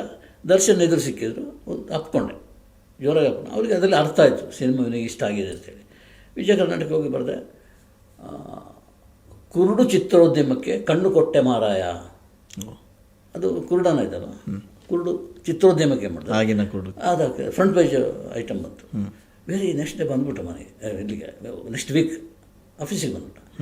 ಆಫೀಸಿಗೆ ಬಂದು ಅಣ್ಣ ಸ್ವೀಟ್ ತೊಗೊಳ್ಳಿ ಅಂತ ಸ್ವೀಟ್ ನಾವು ಕೂತ್ಕೊಂಡ ನಾನು ನಿಂತಾಗಿ ಹೌದು, height. ಈಗ ಆಗೇನು ತುಂಬ ಜನಕ್ಕೆ ಅವ್ರ ಪರಿಚಯ ಇರಲಿಲ್ಲ ವಿಜಯ ಕರ್ನಾಟಕಕ್ಕೆ ಬಂದ ಟೈಮಿಗೆ. ಕರೆಕ್ಟ್. ಬಂದು ಎಡಿಟರ್ ಹತ್ರ ವಿಶೇಷ ಭಟ್ರಿಗೆ ಸ್ವೀಟ್ ಕೊಟ್ಟರು, ಇದೆಲ್ಲ ಆಯಿತು. ಬನ್ನಿ ನಾನು ಸ್ವಲ್ಪ ಹೊರಗೆ ಬನ್ನಿ ಅಂತ. ಏನಪ್ಪ ಯಾಕೆ ಹೊರಗೆ ಬರೋದು ಅಂತ, ಬನ್ನಿ ನೀವು ನೋಡಿ ಅಂತ ಒಂದು ಗಾಡಿ ತೋರಿಸು, ಒಂದು ಸೆಕೆಂಡ್ ಹ್ಯಾಂಡ್ ಗಾಡಿ, ಟಾಟಾ ಶಿಯಾರ. ಟಾಟಾ ಸಿ, ಹಾಂ, ಇದು ನನ್ನ ಪ್ರಥಮ ಸಂಭಾವನೆಯ ಗಾಡಿ ಅಂತ ಹೇಳ್ದ. ಹಬ್ಬ, ಒಬ್ಬ ಸ್ತಾರೆ ಬಂದ ತಕ್ಷಣ ಒಂದು ಸೆಕೆಂಡ್ ಹ್ಯಾಂಡ್ ವಾಟೆವರ್, ಹಾಂ, ತೆಗ್ದಲ್ಲ ಅಂತ ಒಂದು ಫೋಟೋ ಸೆಷನ್ ಎಲ್ಲ ಆಯಿತು. ಖುಷಿ ಇರುವ ಇದು ನಾನು ಕಂಡ ದರ್ಶನ. ಇದು ಇನ್ನು ಅದರ ಬೆಳವಣಿಗೆ ತುಂಬ ಸೈಕಲ್ನಲ್ಲಿ ಹಾಲು ಮಾರ್ತಾ ಇದ್ದ ಆ ದರ್ಶನ. ಕೆಲವೆಲ್ಲ ಮಾತಾಡುವಾಗ ನನಗೆ ಅದು ಏಕವಚನ ಬಂದ್ಬಿಡ್ತದೆ, ಯಾಕಂದರೆ ಆತ್ಮೀಯತೆಯಿಂದ ಬೆಳವಣಿಗೆ ನಾನು ನೋಡಿರೋದ್ರಿಂದ. ಹಾಲು ಬೆಳಗ್ಗೆ ಎದ್ದು ತಾನೇ ಕರೆದು ಆ ಗಿಂಜಲೆಲ್ಲ ಕ್ಲೀನ್ ಮಾಡಿ ಹಾಲು ಕರೆದು ಬಕೆಟಿಗೆ ಹಾಕಿ ಬಕೆಟ್ ಸೈಕಲ್ನಲ್ಲಿ ಇಟ್ಕೊಂಡು ಗೊತ್ತಿಗೂ ಅವ್ರ ಫಾರ್ಮ್ ಹೌಸಲ್ಲಿ ಅದನ್ನು ಮಾಡ್ತಾನೆ ಈಗಲೂ ಮಾಡ್ತಾನೆ ಅವರು. ಆಗ ಸೇಲ್ ಮಾಡ್ಕೊಳ್ತಾ ಇದ್ದ, ಬಕೆಟ್ನಲ್ಲಿ ಹೋಗಿ ಅಳತೆ ಇದಿಲ್ಲ ಅದರಲ್ಲಿ ಮನೆಗೆ ಎಲ್ಲ ಬರ್ತಾರಲ್ಲ ಆ ಥರ ಸೇಲ್ ಮಾಡ್ತಾ ಇದ್ದ. ಇದು ಸೈಕಲ್ನಾಗತ್ತೆ. ಆಮೇಲೆ ನಮ್ಮ ಅಣಜಿ ನಾಗರಾಜ್ ಇದ್ದಾನೆ ಕ್ಯಾಮ್ರಾಮನ್, ಆತ ಚಡ್ಡಿ ದೋಸ್ತು, ಅವನನ್ನು ಕೂರಿಸ್ಕೊಂಡು ಒಂದು ಲೂನಾದಲ್ಲಿ ಹೋಗ್ತಾ ಇದ್ದ, ಹಿಂದೆ ಕೂರಿಸ್ಕೊಂಡು. ಅದರಲ್ಲಿ ಇಳಿಜಾರಾದ ಜಾಗದಲ್ಲಿ ಮಾತ್ರ, ಪೆಟ್ರೋಲಿಗೆ ದುಡ್ಡಿಲ್ಲ, ಅಲ್ಲಿ ಇಂಜಿನ್ ಆಫ್ ಮಾಡಿ ಹೋಗೋದು. ಇದು ಲೂನಾ. ಆಮೇಲೆ ಟಾಟಾ ಶಿಯಾರ ಸೆಕೆಂಡ್ ಹ್ಯಾಂಡ್. ಇದನ್ನು ಮಾತಾಡ್ತಾ ಒಂದು ಫಂಕ್ಷನ್ನಲ್ಲಿ ಅಲ್ಲೇ ನಡೀತು ಕಲಾವಿದ ಸಂಘದಲ್ಲಿ. ನಾನು ದರ್ಶನ್ ಹತ್ರ ಮಾತಾಡ್ತಾ ಇದ್ದೆ, ಮುಗೀತು ಫಂಕ್ಷನ್ ಮುಗೀತು, ಹೊರಗೆ ಬಂದು ಮಾತಾಡ್ತಾ ಇದ್ದೆ. ಮಾತಾಡ್ತಿರೋ ಅಣ್ಣ ನಿಮಗೆ ನಾನು ಕೇಳಬೇಕಾದ್ದು ನಿನಗೆ ನೆನಪಿದೆಯಾ ಅಂತೇಳಿ. ಆ ಜಾಗ ವಿಜಯ ಕರ್ನಾಟಕದಲ್ಲಿ ಕಾರ್ ತೊಗೊಂಡು ಬಂದಿದ್ದು ನಮ್ಮ ಪ್ರೀತಿಯ ರಾಮ, ಇದ್ರ ಬಗ್ಗೆ ಎಲ್ಲ ನಾನು ಕೇಳಬೇಕಾಗಿತ್ತು, ನೆನಪಿದೆಯಾ ಅಂತೇಳಿ. ಮಾತಾಡ್ದ, ನಿಮ್ಗೆ ನೆನಪಿದೆಯಾ, ನಾನು ಸೆಕೆಂಡ್ ಹ್ಯಾಂಡ್ ಕಾರ್ ತೊಗೊಂಡ್ಬಂದಿದ್ದು. ನೆನಪಿದೆಯಪ್ಪ, ನನಗೆ ನೆನಪಿಲ್ಲ, ನಿನಗೆ ನೆನಪಿದೆಯಾ ಇಲ್ವ ಅಂತ ನನಗೆ ಗೊತ್ತಿಲ್ಲ. ಸೊ ಅಷ್ಟರಲ್ಲಿ ಒಂದು ಲ್ಯಾಂಬರ್ಗಿನಿ ಕಾರ್ ಬಂತಪ್ಪ. ಬಂದು ಅಣ್ಣ ನನಗೆ ಬೇರೆ ಒಂದು ಫಂಕ್ಷನ್ ಹೋಗ್ಬೇಕಾಗಿದೆ, ಇನ್ನೊಂದ್ಸಲ ಸಿಗ್ತೀನಿ ಅಂದರೆ ಕೂತ್ಕೊಂಡು ರಂಗಿ ಅಂತ ಹೊರಟಬಿಟ್ರು. ನಾನು ಸೈಕಲ್, ನನ್ನ ಎಲ್ಲದಕ್ಕೆ ಪ್ರತ್ಯಕ್ಷ ಸಾಕ್ಷಿ. ನಾನು ಸೈಕಲ್ನಿಂದ ಹಿಡಿದು ಲೂನಾ, ಇಲ್ಲಿ ಸೆಕೆಂಡ್ ಹ್ಯಾಂಡ್ ಶಿಯಾರ, ಈಗ ಲ್ಯಾಂಬರ್ಗಿನಿ. ಇದು ಆ ಬೆಳವಣಿಗೆ ಇದೆಯಲ್ಲ ಆ ಮಟ್ಟದ್ದು. ಆಮೇಲೆ ಗೊತ್ತಲ್ಲ ಪೊರ್ಕಿ ಸಿನಿಮಾ ನಾನೇ ಇದು ಮಾಡಿದೆ ಪೂರ್ತಿ, ಅದು ಸಪೋರ್ಟ್ ಮಾಡಿ 2 ತಿಂಗಳಲ್ಲಿ ಶೂಟಿಂಗ್ ಮುಗಿಸ್ಬಿಟ್ಟೆ. ಅದು ನನಗೆ ಪರಮ ಗೌರವ, ಆ ಥರ ದೊಡ್ಡ ಗೌರವ. ಸೂಪರ್ ಹಿಟ್ ಆಯಿತು. ಅದಾದ ನೆಪದಲ್ಲಿ ಒಂದು 15 ದಿವಸ ಸ್ವಿಟ್ಜರ್ಲ್ಯಾಂಡ್ನಲ್ಲಿ ಕಳೆಯುವಂಥ ಅವಕಾಶ ಪತ್ರಕರ್ತರಿಗೆ ಸಿಗೋದಿಲ್ಲ. ತುಂಬ ಫ್ಲೈಟ್ನಲ್ಲಿ ಓಡಾಡಿದ ಒಬ್ಬ ಪತ್ರಕರ್ತ ನಾನೇ. ಬಾಂಬೆಗೆ ಆಗಿರಲಿ, ಹೈದರಾಬಾದಿಗೆ ಆಗಲಿ, ಚೆನ್ನೈಗೆ ಆಗಲಿ, ಡೆಲ್ಲಿಗಾಗಿರಲಿ ಫ್ಲೈಟಲ್ಲೇ ಕರ್ಕೊಂಡು ಕಳಿಸ್ತಿದ್ರು. ಅದಕ್ಕೆ ಯಾವ ಪತ್ರಿಕೆನೂ ಬೇಕಾಗಿಲ್ಲ. ನಾನು ಹೇಳೋದು ಯುವ ಪೀಳಿಗೆಗೆ ಒಂದೇ ಒಂದು, ನಿನಗೆ ನಿನ್ನ ಹೆಸರೇ ಅಡ್ರೆಸ್ ಆಗಬೇಕು ಅಂತ. ಕರೆಕ್ಟ್. ರಾಜ್ಕುಮಾರ್ ಅವ್ರು ಬೇರೆ ಅಡ್ರೆಸ್ ಎಂಥದ್ದು, ಇಂದಿರಾ ಗಾಂಧಿ ಅವರಿಗೆ, ಆಮೇಲೆ ನಮ್ಮ ನಾರಾಯಣ ಸ್ವಾಮಿ ಕನ್ನಡಪ್ರಭನೇ ಅಡ್ರೆಸ್ ಅವರಿಗೆ. ಕರೆಕ್ಟ್.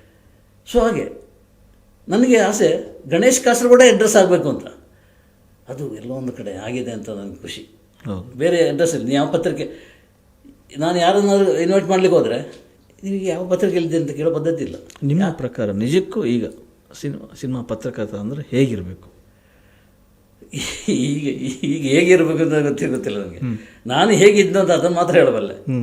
ಅದ್ರ ಹೊರತು ಹೇಗೆ ಇರಬೇಕು ಅಂತ ಹೇಳಿದ್ರೆ ದುಡ್ಡಿನ ಅಗತ್ಯ. ಈಗ ನಾನು ಆಗ ಕೇಳಿದೆ, ನಿಮ್ಮ ಯಾರು ಕೇಳಿದಾರ ದುಡ್ಡಿಗೆ ಏನು ಮಾಡ್ತಾಯಿದ್ದೀರಿ, ಹೇಗಿದ್ದೀರಾ, ಯಾರೊಬ್ಬ ನಟ ಇಷ್ಟೆಲ್ಲ ಬರೆದ್ರಿ, ಇಷ್ಟೆಲ್ಲ ವಿಡಿಯೋ ಟಾಕ್ ಆಗಿರಲಿ, ಇದು ಯೂಟ್ಯೂಬ್ ಸಂದರ್ಶನ ಆಗಿರಲಿ, ಯಾರಾದರೂ ನೀವೇ ಕೇಳ್ತೀರಿ ಹೇಗಿದ್ದೀರಿ, ಎಷ್ಟು ಮಕ್ಕಳಾಯ್ತು, ಇದು ಅವ್ರು ಯಾವ ಥರ ಕೇಳ್ತಾರೆ. ನೀವು ದುಡ್ಡಿನ ವಿಚಾರ ಬೇಡ, ನೀವು ಫ್ಯಾಮಿಲಿಯಲ್ಲಿದೆ, ಮನೆಯಲ್ಲಿದೆ, ಏನು ಮಾಡ್ಕೊಂಡಿದ್ದೀರಿ ಕೇಳಲ್ಲ. ಹಾಗೆಲ್ಲ ನಿಮ್ಮ ಬರವಣಿಗೆಗಳು ಇದ್ದ ಕಾಲದಲ್ಲಿ ವಿಮರ್ಶೆಗಳಿಗೆ ಒಂದು ತೂಕ ಇರ್ತಿತ್ತು. ಈಗ ವಿಮರ್ಶೆಗಳು ಮಾರಾಟಕ್ಕಿವೆ ಅಂತ ಅನಿಸ್ತದೆ. 100% ನಾನು ಹೇಳಬೇಕಾದದ್ದು ಮಾರಾಟಕ್ಕಿದೆ. ನಾವು ವಿಮರ್ಶೆ ನೋಡಿ ನೀವೇನಾದ್ರು ಸಿನಿಮಾಕ್ಕೆ ಹೋದರೆ ನಮ್ಮ ಮಗನು ಆ್ಯಕ್ಚುಲಿ ವಿಮರ್ಶೆ ನೋಡಿ ಹೋಗ್ಬೇಕಾದ್ದು ಇದು. ಇವತ್ತು ಅದೊಂದು cinema Raj B Shetty cinema release ಆಗಿದೆಯಲ್ಲ, ಅದಕ್ಕೆ ಜನ ವಿಮರ್ಶೆ ಬರೆದಿದ್ದು, ಪತ್ರಕರ್ತರಲ್ಲ. ಕರೆಕ್ಟ್. ಜನ ವಿಮರ್ಶೆ ಬಂದಿದ್ದಕ್ಕೆ ಬಾಯಿಂದ ಬಾಯಿಗೆ ಮೌತ್ ಟಾಕ್ ಬಂತಲ್ಲ, ಸೂಪರ್ ಡೂಪರ್ ಹಿಟ್ ಆಯಿತು. ಅದು ವಿಮರ್ಶೆ. ನಾವು ಇಲ್ಲಿ ಕೂತ್ಕೊಂಡು ನಾವು ದುಡ್ಡು ಕೊಡ್ತಾನೆ ಅಂತೇಳಿ ಬರೆಯೋದಿದೆಯಲ್ಲ, ಅದು ವಿಮರ್ಶೆ ಆಗಲಿಕ್ಕೆ ಸಾಧ್ಯ ಇಲ್ಲ. ಅಕಸ್ಮಾತ್ ಅಂಥದ್ದೇನೋ ಪ್ರಾಮಾಣಿಕವಾಗಿ ಬರೆದ್ರೂ ಕೂಡ ನಿನ್ನ ಅನಿಸಿಕೆ ಅಂತ ಬರಿ, ವಿಮರ್ಶೆ ಅಂತ ಬರಬೇಡ. ವಿಮರ್ಶೆಗೆ ಬೇರೆ ವ್ಯಾಖ್ಯಾನ ಇದೆ. ಕರೆಕ್ಟ್. ನನ್ನ ತುಂಬ ಜನರು ಹೇಳಿದ್ದೇನೆ, ನನ್ನ ಅನಿಸಿಕೆ ನಿನ್ನ ಅನಿಸಿಕದ್ದು. ಅದು ಪತ್ರಿಕೆ ಅನಿಸಿಕೆ ಆಗಲಿ ಅಥವಾ ಅದನ್ನು ಓದಿ ಜನ ಇದು ದೊಡ್ಡ ವಿಮರ್ಶೆ ಅಂತೇಳಿ ತಿಳ್ಕೊಳ್ಳೋದಾಗಲಿ ತಪ್ಪದು. ನನ್ನ ಅನಿಸಿಕೆ ಅಂದರೆ ಏನು ಬೇಕಾದ್ರೆ ಬರ್ಬೋದು, ಅದು ಬರೆಯಲ್ಲ. ವಿಮರ್ಶೆ ಅಂತೇಳಿ ಬರೀತಾರೆ. ಈಗಿನ ಪತ್ರಿಕಾ ವಲಯದಲ್ಲಿ ಗುಂಪುಗಾರಿಕೆ ಇದೆ ಅನ್ನೋ ಮಾತುಗಳು ಕೇಳಿಬರ್ತವೆ. ಒಂದು ಗುಂಪುಗಾರಿಕೆ ಅಂತ ಹೇಳಿದರೆ ಒಳ್ಳೆದಕ್ಕಾದ್ರೆ ಓಕೆ. ನಿಮ್ಮ ಕಾಲದಲ್ಲಿ ಕೂಡ ಒಂದು ಅದೇ ಗುಂಪುಗಾರಿಕೆ ಅಲ್ವಾ? ನನಗೆ ಕೊಟ್ಟ ಒಂದು 2-3 ಉದಾಹರಣೆನೇ ಅದು ಗುಂಪುಗಾರಿಕೆನೆ.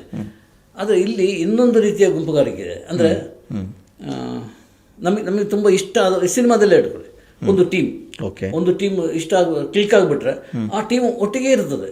ಅವರೇ ಆಗಬೇಕು ಕ್ಯಾಮರಾಮನ್, ಇವರೇ ಆಗಬೇಕು ಮ್ಯೂಸಿಕ್ ಡೈರೆಕ್ಟರ್. ಸೊ ಅದು ಕೂಡ ಗುಂಪುಗಾರಿಕೆ ಅಂತೇಳಿ ನಾವು ಅದನ್ನು ಬ್ರ್ಯಾಂಡ್ ಮಾಡೋಂಗಿಲ್ಲ, ಬಟ್ ಗುಂಪುಗಾರಿಕೆ ಅದು. ಓಕೆ. ರಾಜ್ ಎಲ್ಲ ತಾರೆಯರಿಗೆ ಇರುವಂಥದ್ದು. ಸುದೀಪ್ ಆಗಿರಲಿ, ದರ್ಶನ್ ಆಗಿರಲಿ.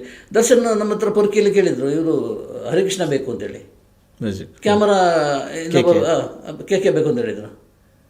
ಆಮೇಲೆ ಎರಡು ಹಾಡಿಗೆ ನಾವು ವಿದೇಶಕ್ಕೆ ಹೋಗಲೇಬೇಕು ಅಂತ ಕಂಡೀಷನ್. ಸೊ ಹಂಗೆ ಅದ್ಯಾಕೆ? ಅದು ಗುಂಪುಗಾರಿಕೆ, ಬೇರೆ ರೀತಿಯ ಗುಂಪುಗಾರಿಕೆ. ಅದು ಗುಂಪುಗಾರಿಕೆ ಅಂತ ಬ್ರ್ಯಾಂಡ್ ಆಗಿರಲ್ಲ ಅಷ್ಟೇ. ಓಕೆ ಸರ್, ನೀವು ಕಂಡಂಥ ಪಿ ಆರ್ ಒ ಆಗ ಸುಧೀಂದ್ರ ಆಯಿತು. ಸೊ ಈಗ ನೀವು ಕಾಣ್ತಾ ಇರತಕ್ಕಂಥ ಪಿ ಆರ್ ಒಗಳ ಕೆಲಸ, ಒಂದಿಬ್ಬರು ಆದ ಪರಂಪರೆಯನ್ನು ಮುಂದುವರಿಸಿದ್ದಾರೆ. ಬಟ್ ಅವರು ಕಾಲಕ್ಕೆ ತಕ್ಕ ಹಾಗೆ ಅನಿವಾರ್ಯವಾಗಿ ಬದಲಾಗಿದ್ದಾರೆ. ಬೇರೆ ದಾರಿನೇ ಇಲ್ಲ. ಅದು ನನಗೆ ಸ್ಪಷ್ಟವಾಗಿ ಗೊತ್ತಾಗುತ್ತೆ. ಅಂದರೆ ಈ ಮೊಬೈಲ್ ಹಿಡಿದವರೆಲ್ಲ ಯೂಟ್ಯೂಬರ್ ಆಗಿರೋದ್ರಿಂದ ಅವರು ವರ್ತಿಸುವ ರೀತಿ ಹಾಗೇನೆ ವರ್ತಿಸ್ಬೇಕು, ಬೇರೆ ದಾರಿನೇ ಇಲ್ಲ. ಈಗ ಮೊಬೈಲ್ ಜರ್ನಲಿಸಮ್ ಜಾಸ್ತಿ. ಹೌದೌದು, ಮೊಬೈಲ್ ಅದೆಲ್ಲ ಕಂಟ್ರೋಲ್ ಮಾಡ್ತಾ ಇದ್ದಾರೆ ಕೆಲವರು, ಯಾರು ಪಿ ಆರ್ ಒಗಳು. ಸೊ ಅದೇ ಪಿ ಆರ್ ಒಗಳು ನನ್ನನ್ನು ಕರೆದಿದ್ದಿದೆ, ಸರ್ ನೀವು ವಾರಕ್ಕೆ 2 ಪ್ರೆಸ್ ಮೀಟಿಂಗ್ ಆದರೂ ಬರ್ಬೇಕು ಸರ್. ಯಾಕಪ್ಪ? ಇಲ್ಲ ಸರ್, ನೀವು ಕೂತ್ಕೊಂಡು ಸ್ವಲ್ಪ ಭಯ ಇರ್ತದೆ ಅವರಿಗೆ, ಈಗ ಸಿಕ್ಕಾಪಟ್ಟೆ ಪ್ರಶ್ನೆ ಕೇಳೋದು ನಿಲ್ತುಬಿಟ್ಟದು, ಇಂಥದ್ದೆಲ್ಲ ಹೇಳಿ ಕೊಟ್ಟರು. ಈಗ ಸಿನಿಮಾ ಜರ್ನಲಿಸಮ್ ಬೆಲೆ ಕಳ್ಕೊಂಡಿದೆ ಅಂತ ಅನಿಸುತ್ತಾ ಸರ್? ಸಿನಿಮಾ ಜರ್ನಲಿಸಮ್ ಇಲ್ಲ, ಸಿನಿಮಾ ಜರ್ನಲಿಸ್ಟ್ ಕಳ್ಕೊಂಡಿದ್ದಾರೆ. ಓಕೆ. ಜರ್ನಲಿಸಮ್ ಯಾವತ್ತೂ ಕಳ್ಕೊಳ್ಳಿಕ್ಕೆ ಸಾಧ್ಯ ಇಲ್ಲ. ನಾನು ಅದಕ್ಕೆ ಹೇಳಿ ಜನ್ಮಕ್ಕೆ ಇದೇ ಜರ್ನಲಿಸಮ್ ಇರ್ತೇನೆ ಅಂತೇಳಿ ಹೇಳಿದ್ದೆ ಆ ಕಾರಣಕ್ಕೆ. ಓಕೆ, ನಿಮ್ಮ ಪ್ರಕಾರ ಜರ್ನಲಿಸ್ಟ್ಗಳು ಬೆಲೆ ಇಲ್ಲ ಅವರಿಗೆ. ಯಾರೋ ಒಬ್ಬರು ಬೆಲೆ ಪಡೆದಿದ್ರೆ ಅದು ಸ್ವಂತ ಸಂಪಾದನೆ, ಅದು ದುಡ್ಡಿನ ಸಂಪಾದನೆ ಅಲ್ಲ. ಆ ಬೆಲೆ ಪಡೆಯೋದಿದೆಯಲ್ಲ, ಅದು ದೊಡ್ಡ ಸಂಪಾದನೆ ಅದು. ಕರೆಕ್ಟ್.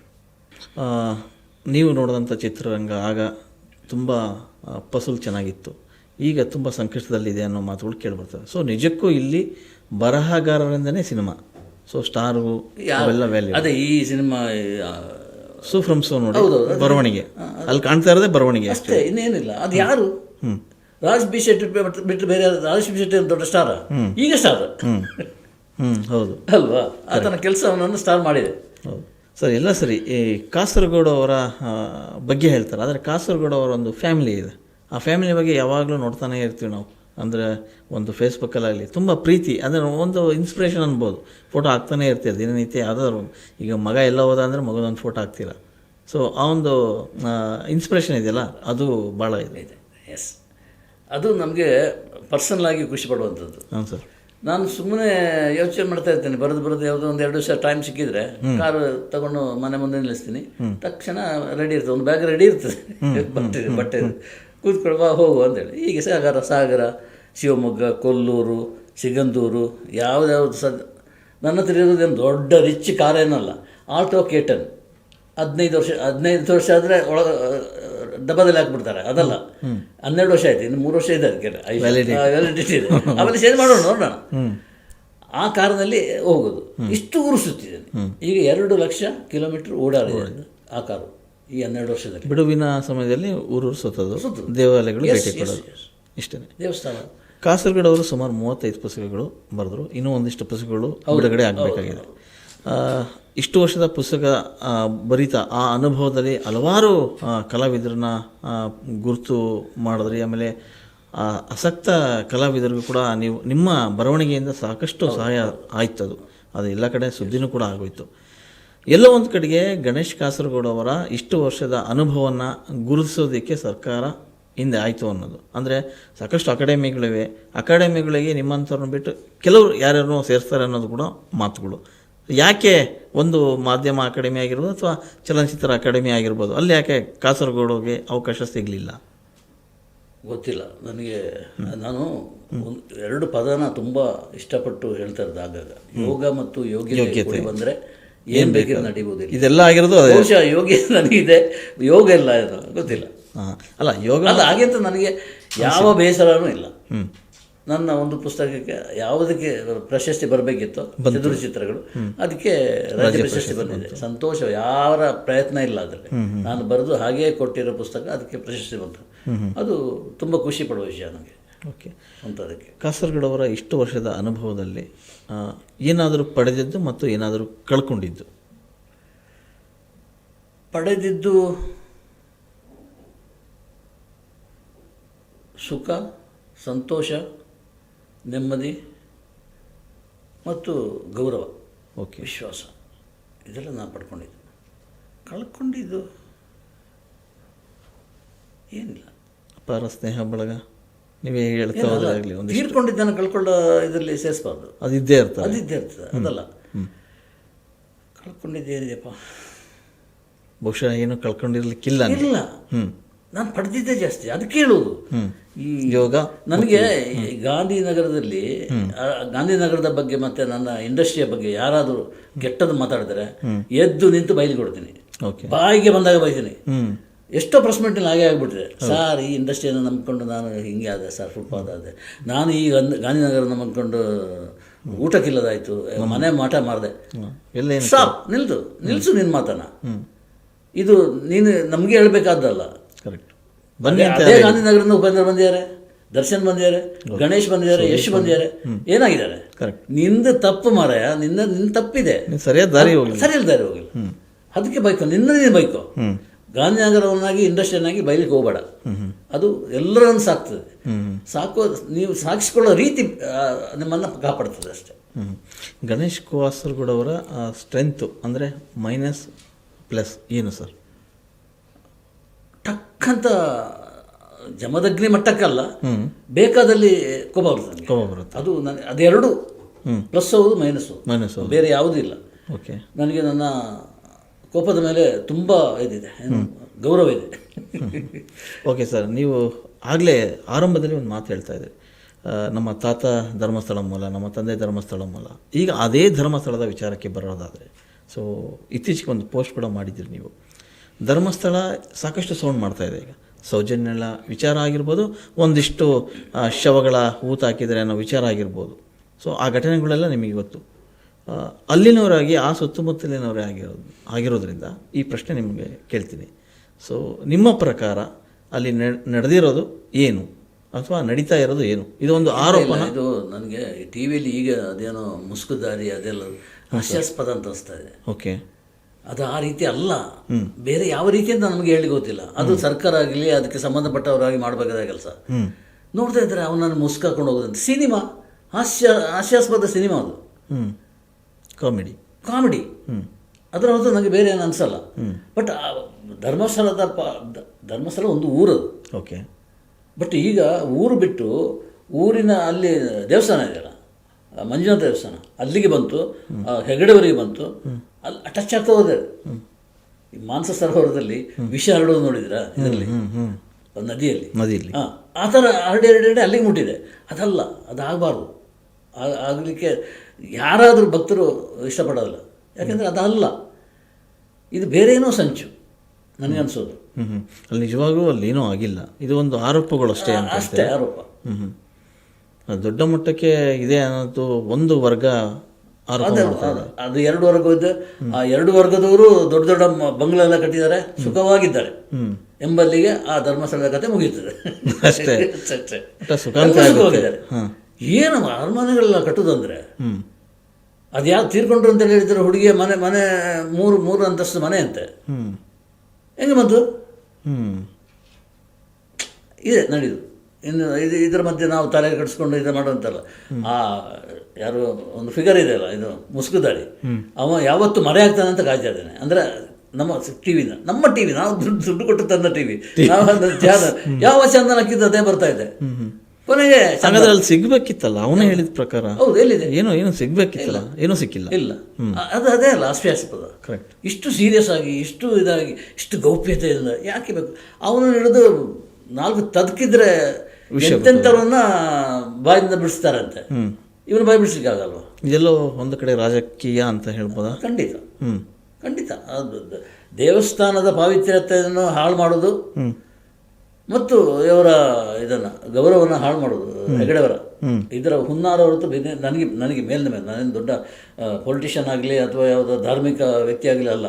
ನನಗೆ ಈಗ ಟಿ ವಿಯನ್ನು ಗಮನಿಸಿದಾಗ ನನಗೆ ಅನಿಸಿದ್ದದು ಅವ್ಯಾಹತವಾಗಿ ಸಾಗ್ತಾ ಇದೆ, ಆಗಬಾರ್ದಿತ್ತು. ಎಸ್ ಸರ್, ಕೊನೆಯದಾಗಿ ಸಿನಿಮಾ ಪತ್ರಕರ್ತರಾಗಿ, ಸಿನಿಮಾ ಪತ್ರಕರ್ತರಲ್ಲಿ ಒಗ್ಗಟ್ಟು ಅನ್ನೋದು ಇದೆಯೋ ಇಲ್ಲೋ ಅದು ಗೊತ್ತಿಲ್ಲ, ಆದರೆ ಯಾಕೆ ಸಿನಿಮಾ ಪತ್ರಕರ್ತರು ಅಂದ ತಕ್ಷಣ ಕಡೆಗಣಿಸೋದು ಜಾಸ್ತಿ? ಅಂದರೆ ಅವರಿಗೆ ಸಿಗುವಾದಂಥ ಒಂದು ಸೌಲಭ್ಯಗಳು ಸಿಗ್ತಾ ಇಲ್ಲ. ಈಗಲೂ ಕೂಡ ಅದೊಂದು ಇದೆ, ನಿಮ್ಮ ಕಾಲದಿಂದಲೂ ಕೂಡ ಅದು ಇದ್ದದ್ದೇ. ಒಂದು ಸಂಘಟನೆ ಇಲ್ಲ.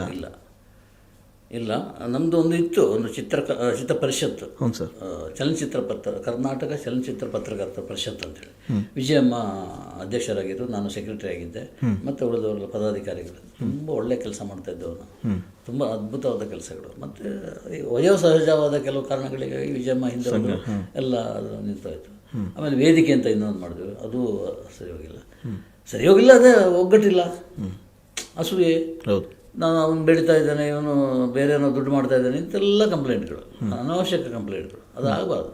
ಓಕೆ, ಎಲ್ಲಿವರೆಗೆ ಆಗ್ತಾ ಹೋಗ್ತದೋ. ಬಟ್ ನಾವು ನೋಡ್ತಾ ಇದ್ದೀವಿ ಅದು ಮಾಡ್ತಾ ಇರೋದು, ದುಡ್ಡು ಮಾಡ್ತಾ ಇರೋದಾಗಲಿ, ಬೇರೆ ಏನೇನು ರೀತಿಯಲ್ಲಿ ವೈಭವದ ಜೀವನ ಮಾಡೋದಾಗಲಿ ನೋಡ್ತಾ ಇದ್ವಿ. ಅದಕ್ಕೆ ಒಂದು ಪುಷ್ಟಿ ಸಿಗ್ತದೆ. ಈ ಕಾರಣಕ್ಕಾಗಿ ಅವರು ಅದನ್ನು ಮಾಡಿದ್ದಾರೆ, ದುಡ್ಡು ತಗೊಂಡಿದ್ದಾರೆ, ಸುಖವಾಗಿದ್ದಾರೆ ಅಂತ. ಅವರು ಆ ಥರ ದುಡ್ಡು ತಗೊಂಡು ನನ್ನಂಥ ಸುಖವಾಗಿರ್ಲಿಕ್ಕೆ ಸಾಧ್ಯನೇ ಇಲ್ಲ. ನನಗೆ ಯಾವ ಇದು ಇಲ್ಲ, ಯಾರೂ ನನ್ನ ಪ್ರಶ್ನೆ ಕೇಳೋಂಗಿಲ್ಲ. ಪ್ರಶ್ನೆ ಕೇಳೋದಿದ್ರೆ ಎದುರು ಸ್ಟೇಜ್ನಲ್ಲಿ ನಾನು ಪ್ರಶ್ನೆ ಕೇಳಿದಾಗ ಖಂಡಿತನಯ್ಯ ಅಂತ ಹೇಳ್ಬೋದು, ನನಗೆ ದುಡ್ಡು ಕೊಟ್ಟಿದ್ರೆ ಅವನು. ಹೌದು, ಯಾವತ್ತಾಗ ಅಂಥ ಸಂದರ್ಭ ಬರಲಿಲ್ಲ. ನಾನು ಪ್ರಶ್ನೆ ಕೇಳ್ತೀನಿ ನನಗೆ ಅನಿಸಿದರೆ. ಬಟ್ ಬ್ಯಾಕ್ ಬೆಂಚರ್ ನಾನು ಸಾಮಾನ್ಯವಾಗಿ. ಓಕೆ, ಕಾಸರಗೋಡು ಅವರು ಪತ್ರಿಕೆಗಳ ಮೂಲಕ ಪೆನ್ ಹಿಡ್ಕೊಂಬಂದವರು. ಈಗ ಡಿಜಿಟಲ್ನಲ್ಲೂ ಕೂಡ ತಮ್ಮ ಹವನ ಎಬ್ಬಿಸ್ತಾ ಇದ್ದೀರಾ. ಸೊ ಆ ಮೂಲಕ ಇನ್ನೂ ನಿರಂತರವಾಗಿ ನಿಮ್ಮ ಬರವಣಿಗೆಗಳು ನಡೀತಾನೆ ಇದೆ. ಸೊ ಮುಂದಿನ ಪುಸ್ತಕಗಳು ಯಾವ್ಯಾವ ಇದೆ, ಏನೇನು ಆಗಬೇಕು? ಇದೆ ಪುಸ್ತಕ, 5 ಪುಸ್ತಕ ಪ್ರಿಂಟ್ ಆಗಲಿಕ್ಕೆ ಬಾಕಿ ಇದೆ. ಎಲ್ಲ ಬರೆದು ಪೇಜ್ ಎಲ್ಲ ರೆಡಿ ಮಾಡಿ, ಎಲ್ಲ ಸಿನಿಮಾ ರಂಗಕ್ಕೆ ಸಂಬಂಧಪಟ್ಟಿದೆ. ನಾನು ಪುಸ್ತಕದಿಂದ ಏನಾದರೂ ಒಂಚೂರು ದುಡ್ಡು ಮಾಡಿದರೆ ಅದು ಶುಭಂ ಪುಸ್ತಕದಿಂದ. ಓಕೆ, ಅದಕ್ಕೆ 750 ರೂಪಾಯಿ, 900 ಪೇಜು, 750 ರೂಪಾಯಿ ಚಾರ್ಜ್ ಇಟ್ಟಿದೆ. ಅದು ಮಾಡಿರೋದು ಇಂಡಸ್ಟ್ರಿಗೆ ಬೇಕಾಗಿ, ಇಂಡಸ್ಟ್ರಿ ಜನ ತಗೊಳ್ತಾರೆ ಅಂತ.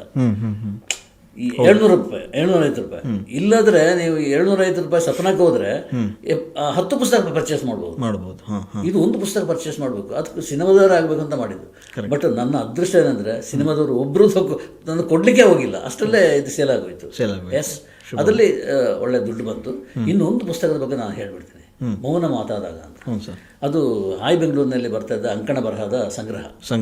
ಒಂದು ದಿವಸ ಇದ್ದಕ್ಕಿದ್ದಾಗ ಒಂದು ಫೋನ್ ಬರ್ತದೆ ನನಗೆ. ನಾನು ಮೇಡಮ್ ಮಾತಾಡ್ಬೇಕಂತಂತೆ. ಯಾವ ಮೇಡಮ್? ಸುಧಾಮೂರ್ತಿ ಅವರು ಅಂತ. ಸುಧಾಮೂರ್ತಿ ಯಾಕೆ? ಇಲ್ಲ, ಅವ್ರ ತನಕ ಕೊಟ್ಬಿಟ್ರು. ನಾನು ಸುಧಾಮೂರ್ತಿ ಮಾತಾಡ್ತಿದ್ದೆ, ಇನ್ಫೋಸಿಸ್ ಅವರು ಮಾತಾಡೋದು ಹಾಗೆ. ಇನ್ಫೋಸಿಸ್ ಸುಧಾಮೂರ್ತಿ ಅಂತೇಳಿ ಪರಿಚಯ ಮಾಡಿಕೊಡೋದು. ನಾವು ಕನ್ನಡಪ್ರಭ ಗಣೇಶ್, ವಿಜಯ ಕರ್ನಾಟಕ ಗಣೇಶ್ ಕಾಸರಗೋಡು ಅಂತೇಳಿ ಹೇಳ್ತೇವಲ್ಲ, ಹಾಗೆ ಅವರು ಇನ್ಫೋಸಿಸ್ ಸುಧಾಮೂರ್ತಿ ಮಾತಾಡ್ತಿರೋದು. ನಿಮ್ಮ ಮೌನ ಮಾತಾದಾಗ ಪುಸ್ತಕವನ್ನು ಈಗ ಓದಿಟ್ಟಿದ್ದೀನಿ, ನನಗೆ ಅದೇನು ತಡ್ಕೊಳ್ಳಿಕ್ಕಾಗಿಲ್ಲ. ಒಂದು 10 ಜನರ ನಂಬರ್ ಕೊಡಿ, ಸಹಾಯಕ ಕಲಾವಿದರದ್ದು ನಂಬರ್ ಕೊಡಿ. ಆ ನಂಬರ್ಗೆ ನಾನು ಕಾಂಟ್ಯಾಕ್ಟ್ ಮಾಡ್ತೇನೆ, ನಮ್ಮ ಪ್ರತಿಷ್ಠಾನದಿಂದ ಒಂದಷ್ಟು ದುಡ್ಡು ಕಳಿಸ್ತೇನೆ. ಇದ್ರಿಗಿಂತ ಸಕ್ಸಸ್ ಬೇರೆ ಏನಿದೆ? ಖುಷಿ ಆಗ್ಬಿಟ್ಟು ನಂಬರ್ ಎಲ್ಲ ಕೊಟ್ಟೆ. ಒಂದು ವಾರ ಕಳಿಬೇಕಾದ್ರೆ ರೇಣುಕಾ ಪ್ರಸಾದ್ ಅಂತಿದ್ದಾರೆ, ಮೈಸೂರು ಸಹಾಯಕರು, ಪ್ಯಾರಲಿಸಿಸ್ ಆಗಿ 21 ವರ್ಷದಿಂದ ಇದ್ದಾರೆ. ಅವ್ರು ಫೋನ್ ಮಾಡಿದರು, ಅಣ್ಣ ನಿಮ್ಮ ದಯೆ ಒಂದು 25,000 ಕಳಿಸಿದ್ದಾರೆ ಸುಧಾಮೂರ್ತಿ ಅವರು ಅಂತೇಳಿ. ಸಾರ್ಥಕ ಆಯಿತು ಅಂತೇಳಿ. ಇದು ಮೌನ ಮಾತಾದಾಗ. ಎಸ್ ಸರ್, ಅದೇ ಆಫ್ ದಿ ರೆಕಾರ್ಡ್ ಪುಸ್ತಕದಲ್ಲಿ ಒಂದು ಮೆನ್ಷನ್ ಮಾಡ್ತಾರೆ KSL ಸ್ವಾಮಿ, ನಿಮಗೆ ತಾಕೊತ್ತಿದ್ರೆ ಡಾಕ್ಟರ್ ರಾಜ್ಕುಮಾರ್ ಅವರಿಗೆ ಬರೀರೋ ಬಾಸ್ಟರ್ಸ್ ಅಂತ ಒಂದು ಪದ, ಅದು ನೀವು ಅದು ಮೆನ್ಷನ್ ಮಾಡಿರ್ತೀರಿ. ಅದು ಯಾವ ಕಾರಣಕ್ಕೇನು ಅಂತ ಅನ್ನೋದು ಅದು ಸ್ವಲ್ಪ ದೀರ್ಘ ಆಗ್ಬಿಡ್ತಾರೆ ಸರ್, ಪರವಾಗಿಲ್ಲ ಹೇಳಿ ಸರ್ ವಿಶೇಷವಾಗಿ. ಯಾಕಂದರೆ ಇಲ್ಲ ದೀರ್ಘ, ನಾನು ಸಂಕ್ಷಿಪ್ತವಾಗಿ ಹೇಳ್ತೇನೆ. ಹ್ಞೂ ಸರ್. ಅದು ಜಿಮ್ಮಿಗಲ್ಲು ಚಿತ್ರಕ್ಕೆ ಸಂಬಂಧಪಟ್ಟಿದೆ. ಹ್ಞೂ ಸರ್. ಅದನ್ನು ಬರೆದವರು ನಮ್ಮ ವೇಣುಗೋಪಾಲ್ ಕಾಸರಗೋಡು. ಅದು ಪ್ರಿಂಟ್ ಆಗಿರಲಿಲ್ಲ, ಕಾದಂಬರಿ ಆಗಿರಲಿಲ್ಲ, ಏನಿಲ್ಲ, ಒಂದು ಐಡಿಯಾ ಕೊಟ್ಟಿದ್ರು. ನಮ್ಮ ಹತ್ರ ಎಲ್ಲ ಮಾತಾಡಿದ್ದಾರೆ. ನನ್ನ ಮೇಸ್ಟ್ ಆಗಿದ್ದವರು ವೇಣುಗೋಪಾಲ್ ಕಾಸರಗೋಡು. ಅವರು ಬರೆದಿದ್ದನ್ನು ಏನಾಯ್ತು, ಇವರು ಬೇರೆ ರೀತಿ ಪ್ರಚಾರ ಮಾಡಿದರು, ಕಾದಂಬರಿ ಆಧಾರಿತ ಚಿತ್ರ ಅಂತೇಳಿ. ನಮಗೆ ಜರ್ನಲಿಸ್ಟ್ಗಳಿಗೆ ಏನೋ ಮಾಡ್ಬೇಕಂತ ಬಂದವರಲ್ವ ಇಲ್ಲಿ, ಅದನ್ನು ಬರೆದುಬಿಟ್ವಿ. ಇದು ಕಾದಂಬರಿ ಅಲ್ಲ, ಇದು ಒಂದು ಸಣ್ಣ ಕತೆ, ಇದನ್ನು ಇಟ್ಕೊಂಡು ಕಾದಂಬರಿ ಅಂತೇಳಿ ಪ್ರಚಾರ ಮಾಡ್ತಾ ಇದ್ದಾರೆ ಅಂತೇಳಿ ಬರೆದ್ಬಿಟ್ಟೆ.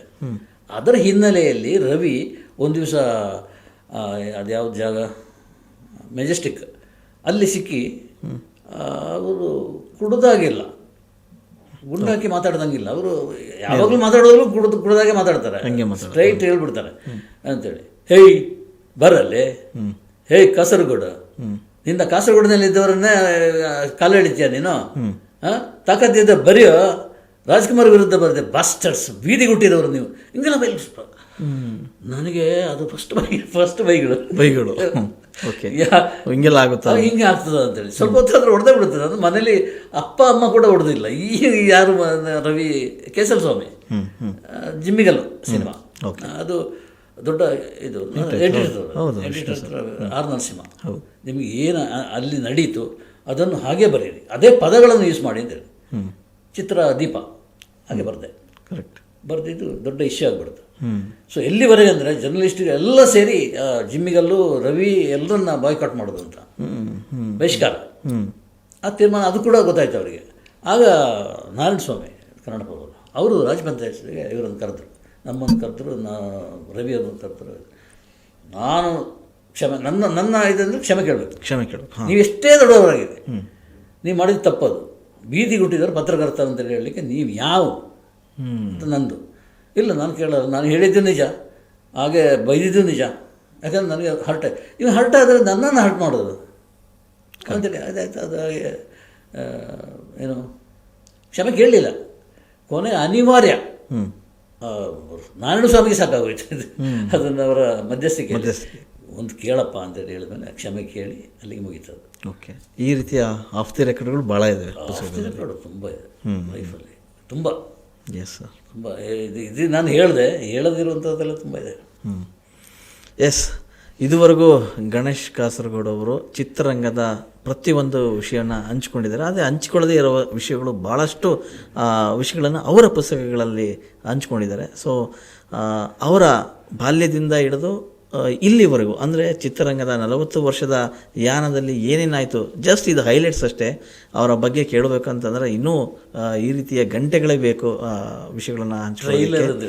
ಎಸ್, ಜಸ್ಟ್ ಇದು ಟ್ರೈಲರ್ ಅಂತ ನಾವು ಹೇಳ್ತಿದ್ದಾರೆ, ಇನ್ನು ದೊಡ್ಡ ಸಿನಿಮಾ ಮುಂದಿದೆ. ಅಂದರೆ ಸಿನಿಮಾದ ಎಲ್ಲ ಆಯಾಮಗಳನ್ನು ಕೂಡ ಗಣೇಶ್ ಕಾಸರಗೋಡು ಅವರು ಬಲ್ಲವರು. ಸೊ ಆ ನಿಟ್ಟಿನಲ್ಲಿ ತಮ್ಮ ಒಂದಷ್ಟು ವಿಷಯಗಳನ್ನು ಮಾತ್ರ ಇಲ್ಲಿ ಹಂಚ್ಕೊಂಡಿದ್ದಾರೆ. ಮುಂದಿನ ಇನ್ನೂ ಒಂದಿಷ್ಟು ಮಾಹಿತಿಗಳನ್ನು ಅವರಿಂದ ನಾವು ಪಡೆಯೋಣ. ಸರ್, ಇಷ್ಟೊತ್ತು ನಮ್ಮ ಸ್ಟುಡಿಯೋಗೆ ಬಂದು ಸಾಕಷ್ಟು ಮಾತಾಡಿದಿರಿ.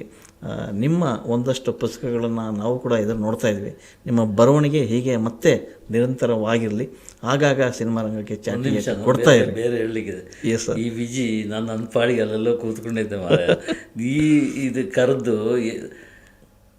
ಈಗ ಕಾರಲ್ಲಿ ಹೋಗುವ ಯೋಚನೆ ಮಾಡಲಿಕ್ಕಿದೆ, ಏನೇನೇ ಹೇಳಿದೆ ಅಂತೇಳಿ ಮತ್ತೆ ರಿಪೀಟ್ ಮಾಡ್ಲಿಕ್ಕೆ ಉಂಟು. ಎಲ್ಲ ಅದು ಫ್ಲ್ಯಾಶ್ ಬ್ಯಾಕ್ ಇಲ್ಲಿ ಮಾತಾಡಿರೋ ರೀಕಾಲ್ ಮಾಡಲಿಕ್ಕಿದೆ. ತುಂಬ ವಿಷಯನ ನನಗೆ ಇದು ಪತ್ರಕರ್ತನಾಗಿ ಒಬ್ಬ ಪತ್ರಕರ್ತ ಪ್ರಶ್ನೆ ಕೇಳಿ ಉತ್ತರ ಪಡೆಯೋದಿದೆಯಲ್ಲ, ಇದು ನನಗೆ ಹೊಸ ಅನುಭವ ಇದು. Yes sir. ಸೊ ಅದು ಸಮರ್ಥವಾಗಿ ನಿಭಾಯಿಸಿದ್ದಾರೆ ವಿಜಯ್. ನನಗೆ ಭಾರಿ ಖುಷಿ ಆಯಿತು. ಎಲ್ಲ ನಿಮ್ಮ ಬರವಣಿಗೆನ ನೋಡಿಕೊಂಡು ಓದ್ಕೊಂಡು ಬಂದವರು ಸರ್. ಹಾಗಾಗಿ ಏನೋ ಒಂದು ಸುದ್ದಿ ನಾವು ಮಾಡ್ತೀವಿ, ಆದರೆ ಸುದ್ದಿ ಮಾಡೋರು ಸುದ್ದಿ ಆಗಬೇಕು. ಹಾಗಾಗಿ ಈ ಒಂದು ಪಾಡ್ಕಾಸ್ಟಿಗೆ ನಿಮ್ಮನ್ನು ಆಯ್ಕೆ ಮಾಡಿದ್ದು ಅಷ್ಟೇ. ಸೊ ಅದಕ್ಕೆ ಯಾವತ್ತೂ ಅರ್ಹರಾಗಿದ್ದರೆ ನೀವು. ಮುಂದಿನ ದಿನಗಳಲ್ಲಿ ಇನ್ನೂ ಹೆಚ್ಚೆಚ್ಚು ನಿಮ್ಮ ಬರವಣಿಗೆ ಬರಲಿ. Yes, thank you. ನಮಸ್ಕಾರ ವಿಜಯ್.